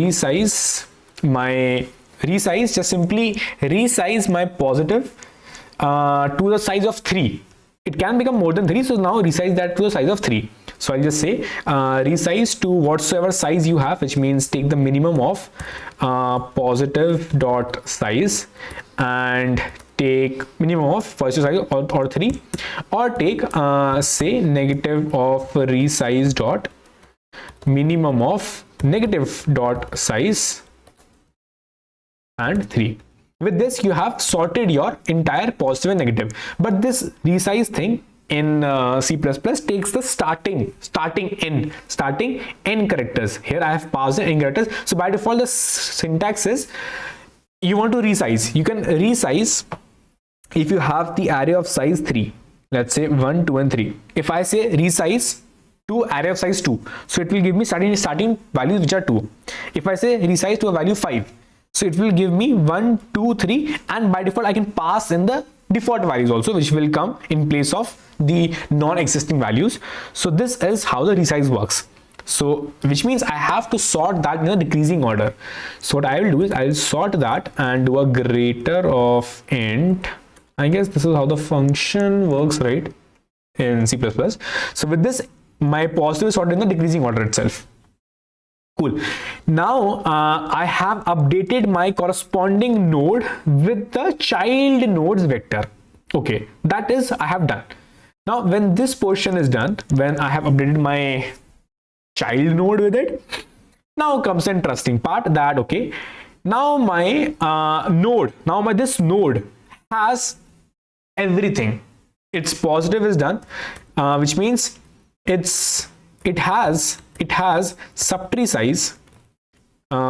size, it has positive, and it has negative, and it has negative.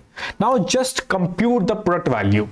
Just compute that product value and just simply just say, okay, I'll just say simply the cost for that specific IDX is the product. Now I just have another function called as find product, and this find product will simply, I'll just pass in the node. I can simply call this find product from the node itself.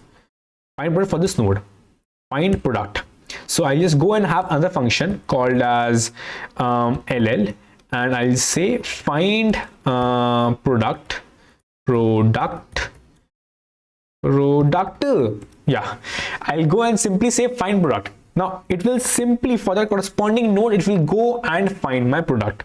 And let's say if this, I will perform this thing, and ultimately I know that I will have to return the node itself, because my DFS expects my node, so I have to return my node itself, and that's what I will return.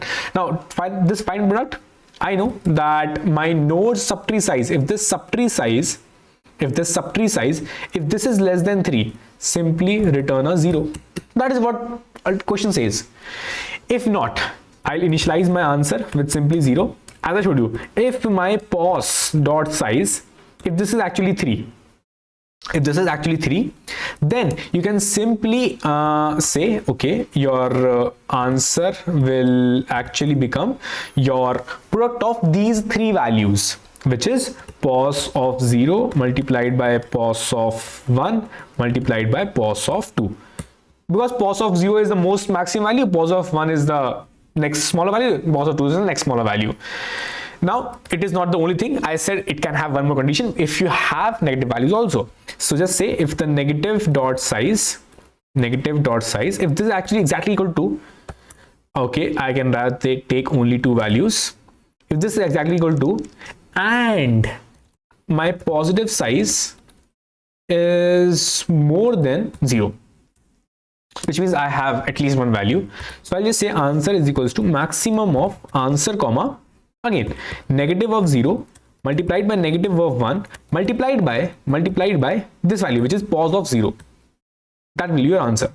Simply let's remove this. I don't like these. Cool. Now with this you have got the answer as the maximum answer. Simply return the answer, and that's how you can simply get this solved. Let's see if we have not done any mistakes. If we have, you have to figure that out. But tree node, okay, error redefinition of tree node, line 37.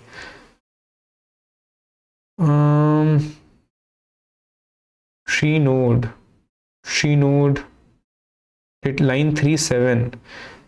Node previous definition is here, struct tree node. Leetcode pre-compiled tree node, h node previous definition is here, struct tree node. Struct graphic error very popular for Dipanshu. I guess tree node is already taken. Okay, tree node is taken, I guess. Tree node.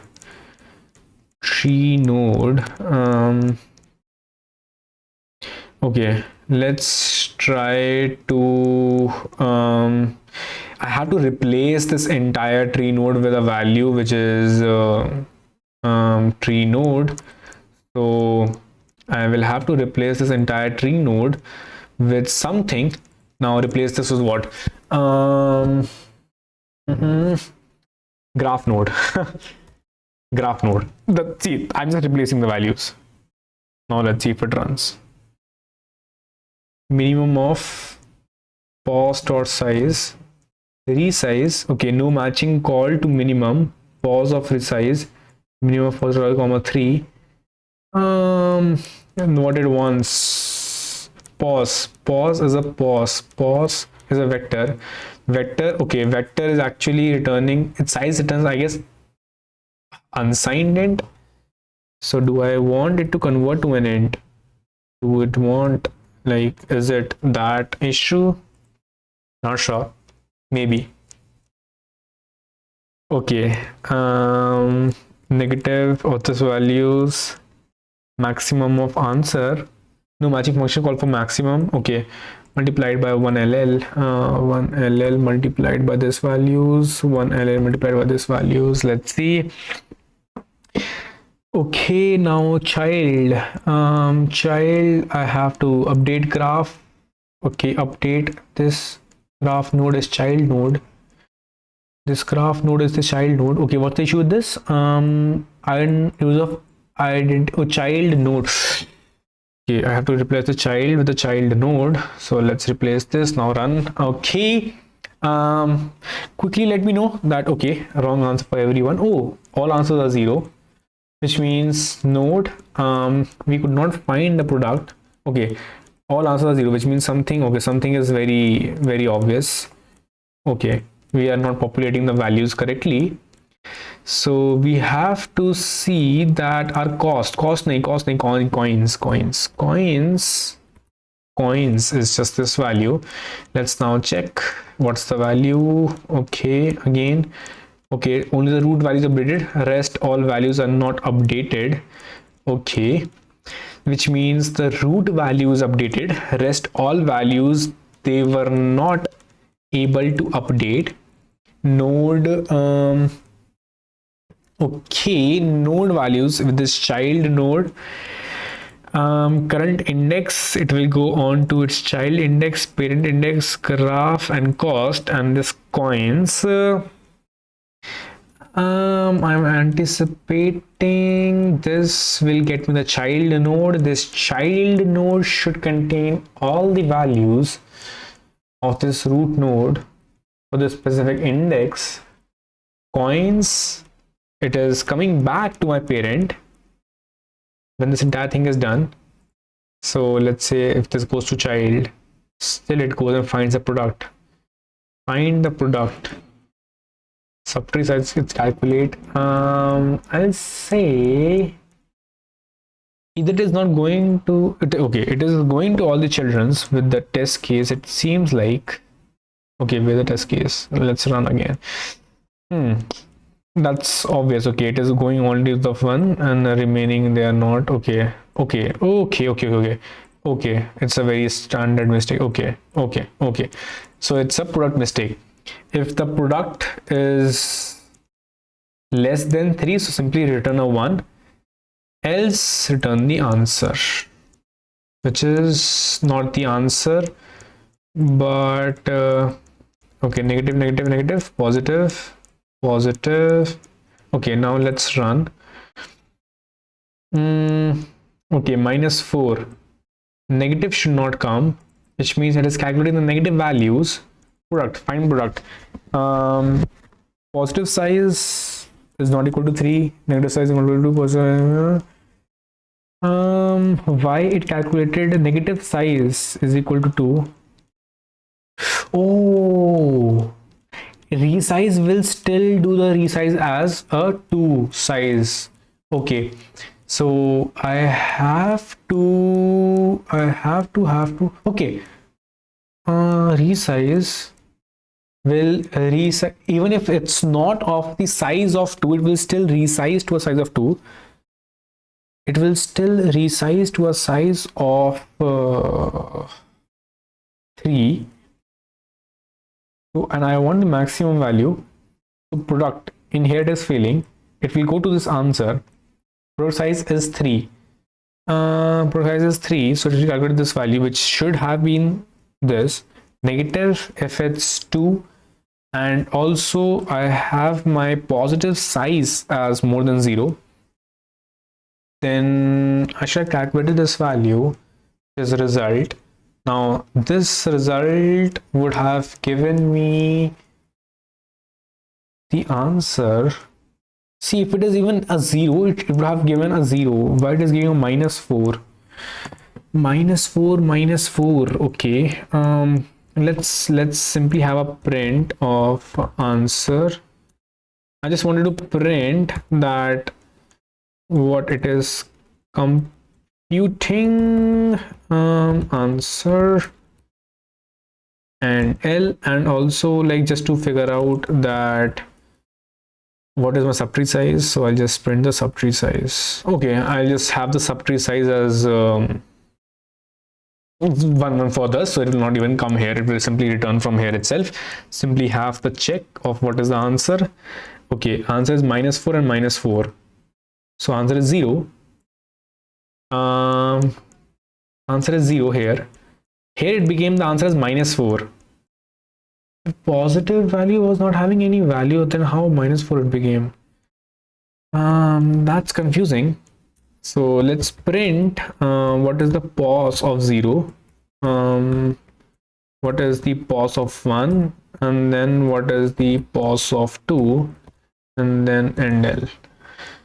So we can just get to know that if we are populating correct positive, okay, it's a -2 in pos, which is the weird thing, which means how -2 reached in pos of 2.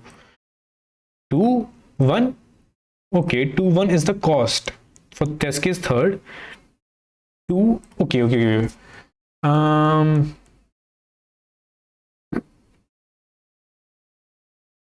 Sort. If the cost is more than 0, then pos. Cost is less than 0, then neg.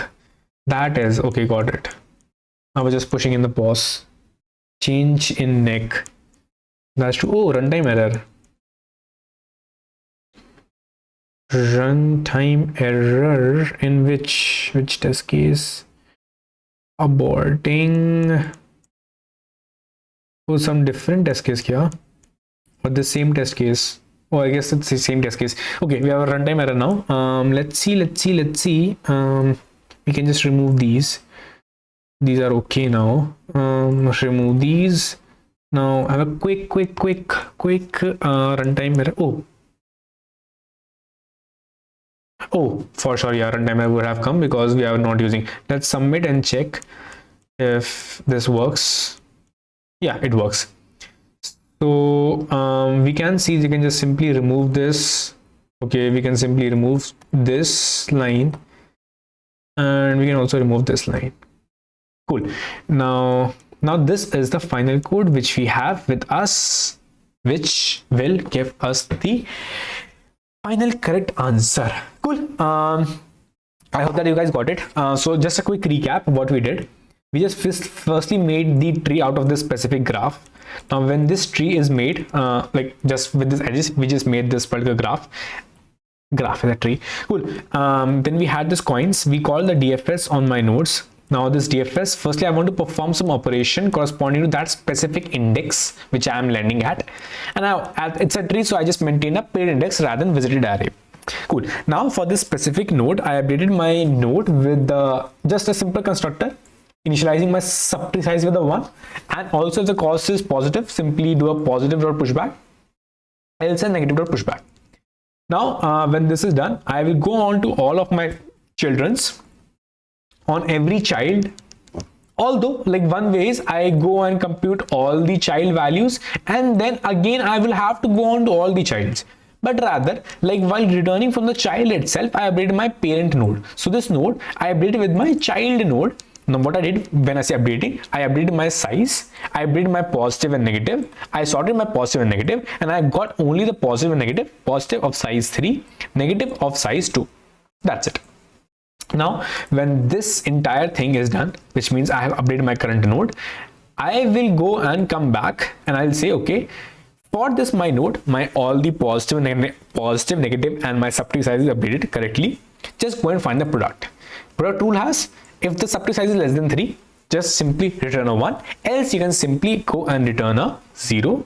Else you can simply go and find the product of the positive values or 2 negative values and 1 positive value, which is the first maximum positive value, and simply return that answer.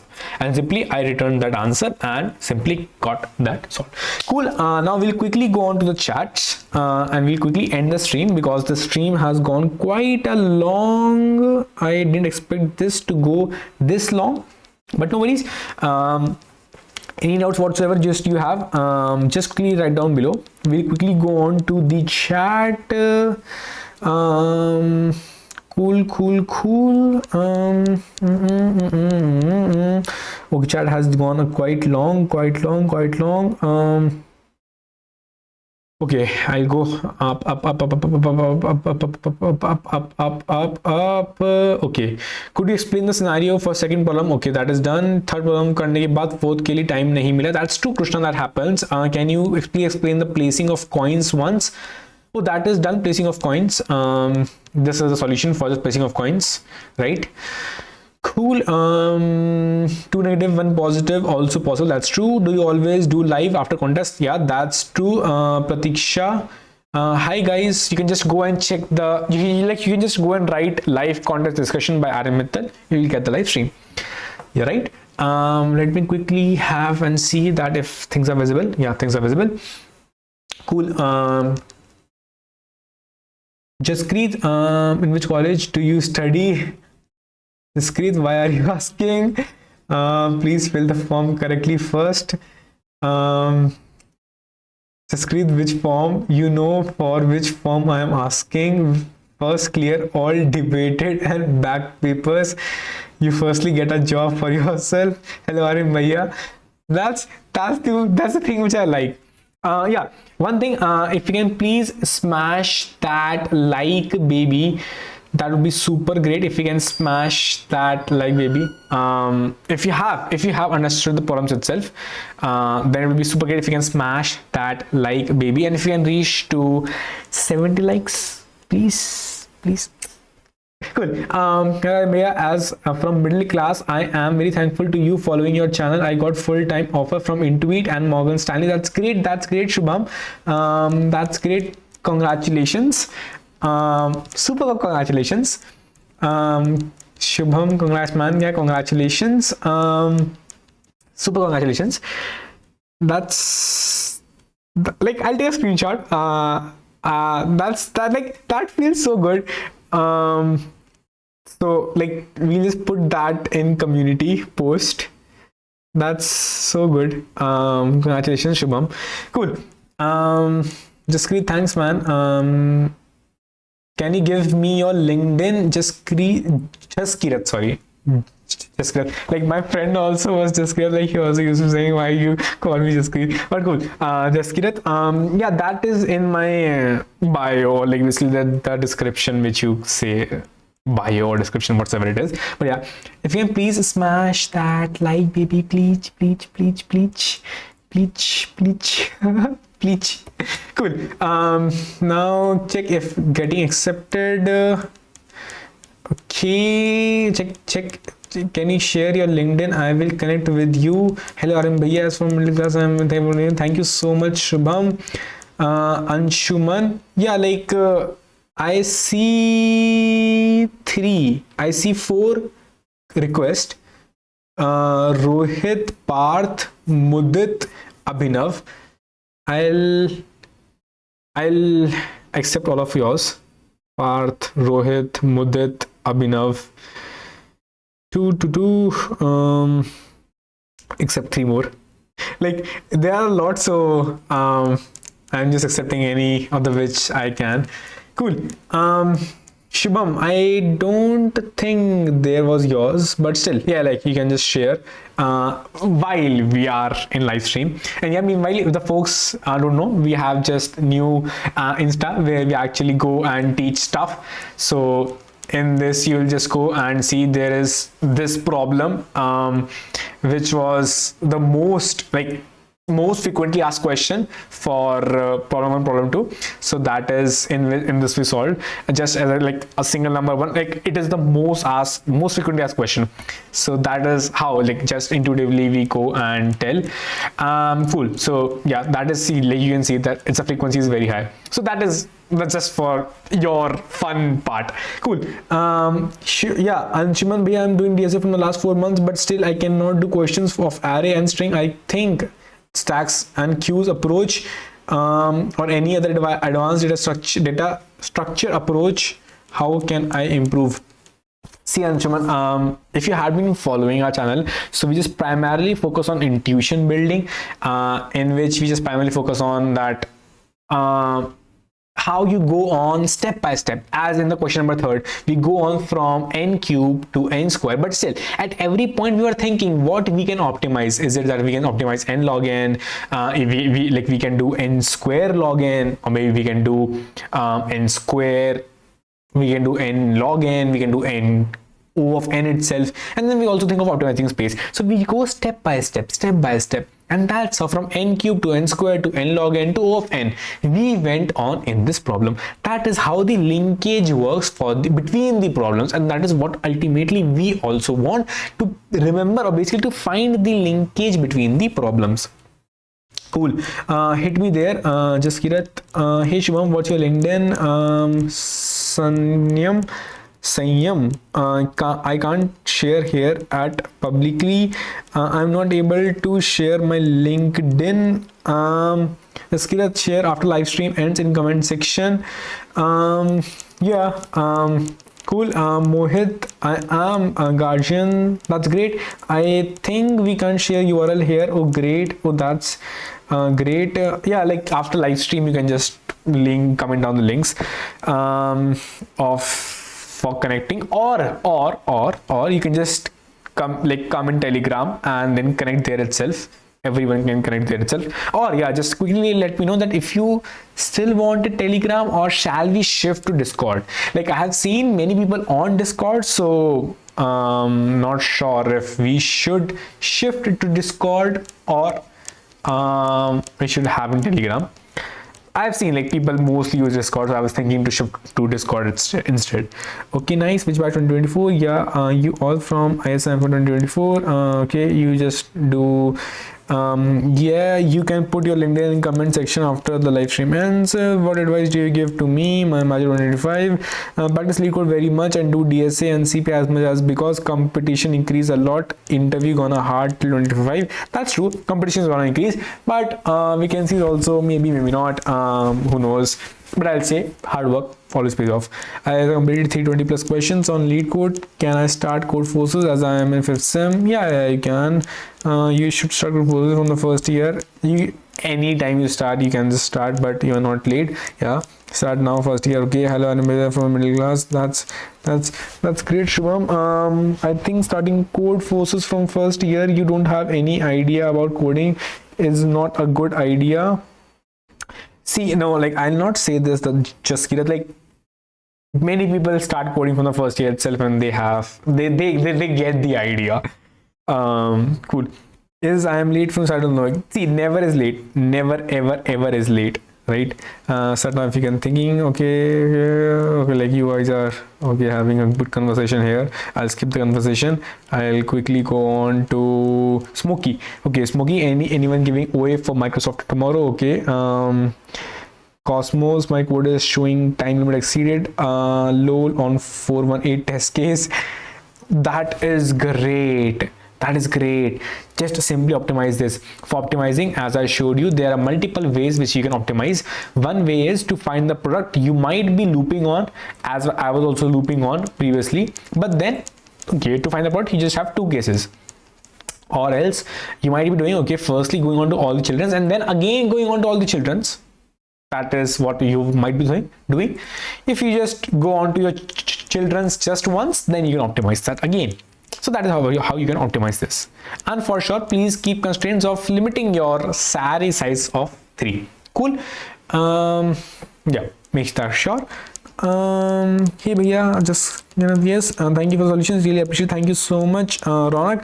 Bhaiya, how to solve question on Leetcode? I will also have two questions. Yeah, that happens, Aryan. That's completely fine, and that is very normal. We just practice and build intuition parallelly. That's all what we can do. Wait for the live stream end. Cool. Yeah, people are waiting for the live stream to end. We just discuss some things. Cool. We'll end the live stream. Thank you so much for watching. And before going, can we please, if and only if you have liked it, then can you please smash that like, baby? That would be super great and super lovely from me. Cool. Any which ways, thank you so much for turning in. Thank you so much for solving.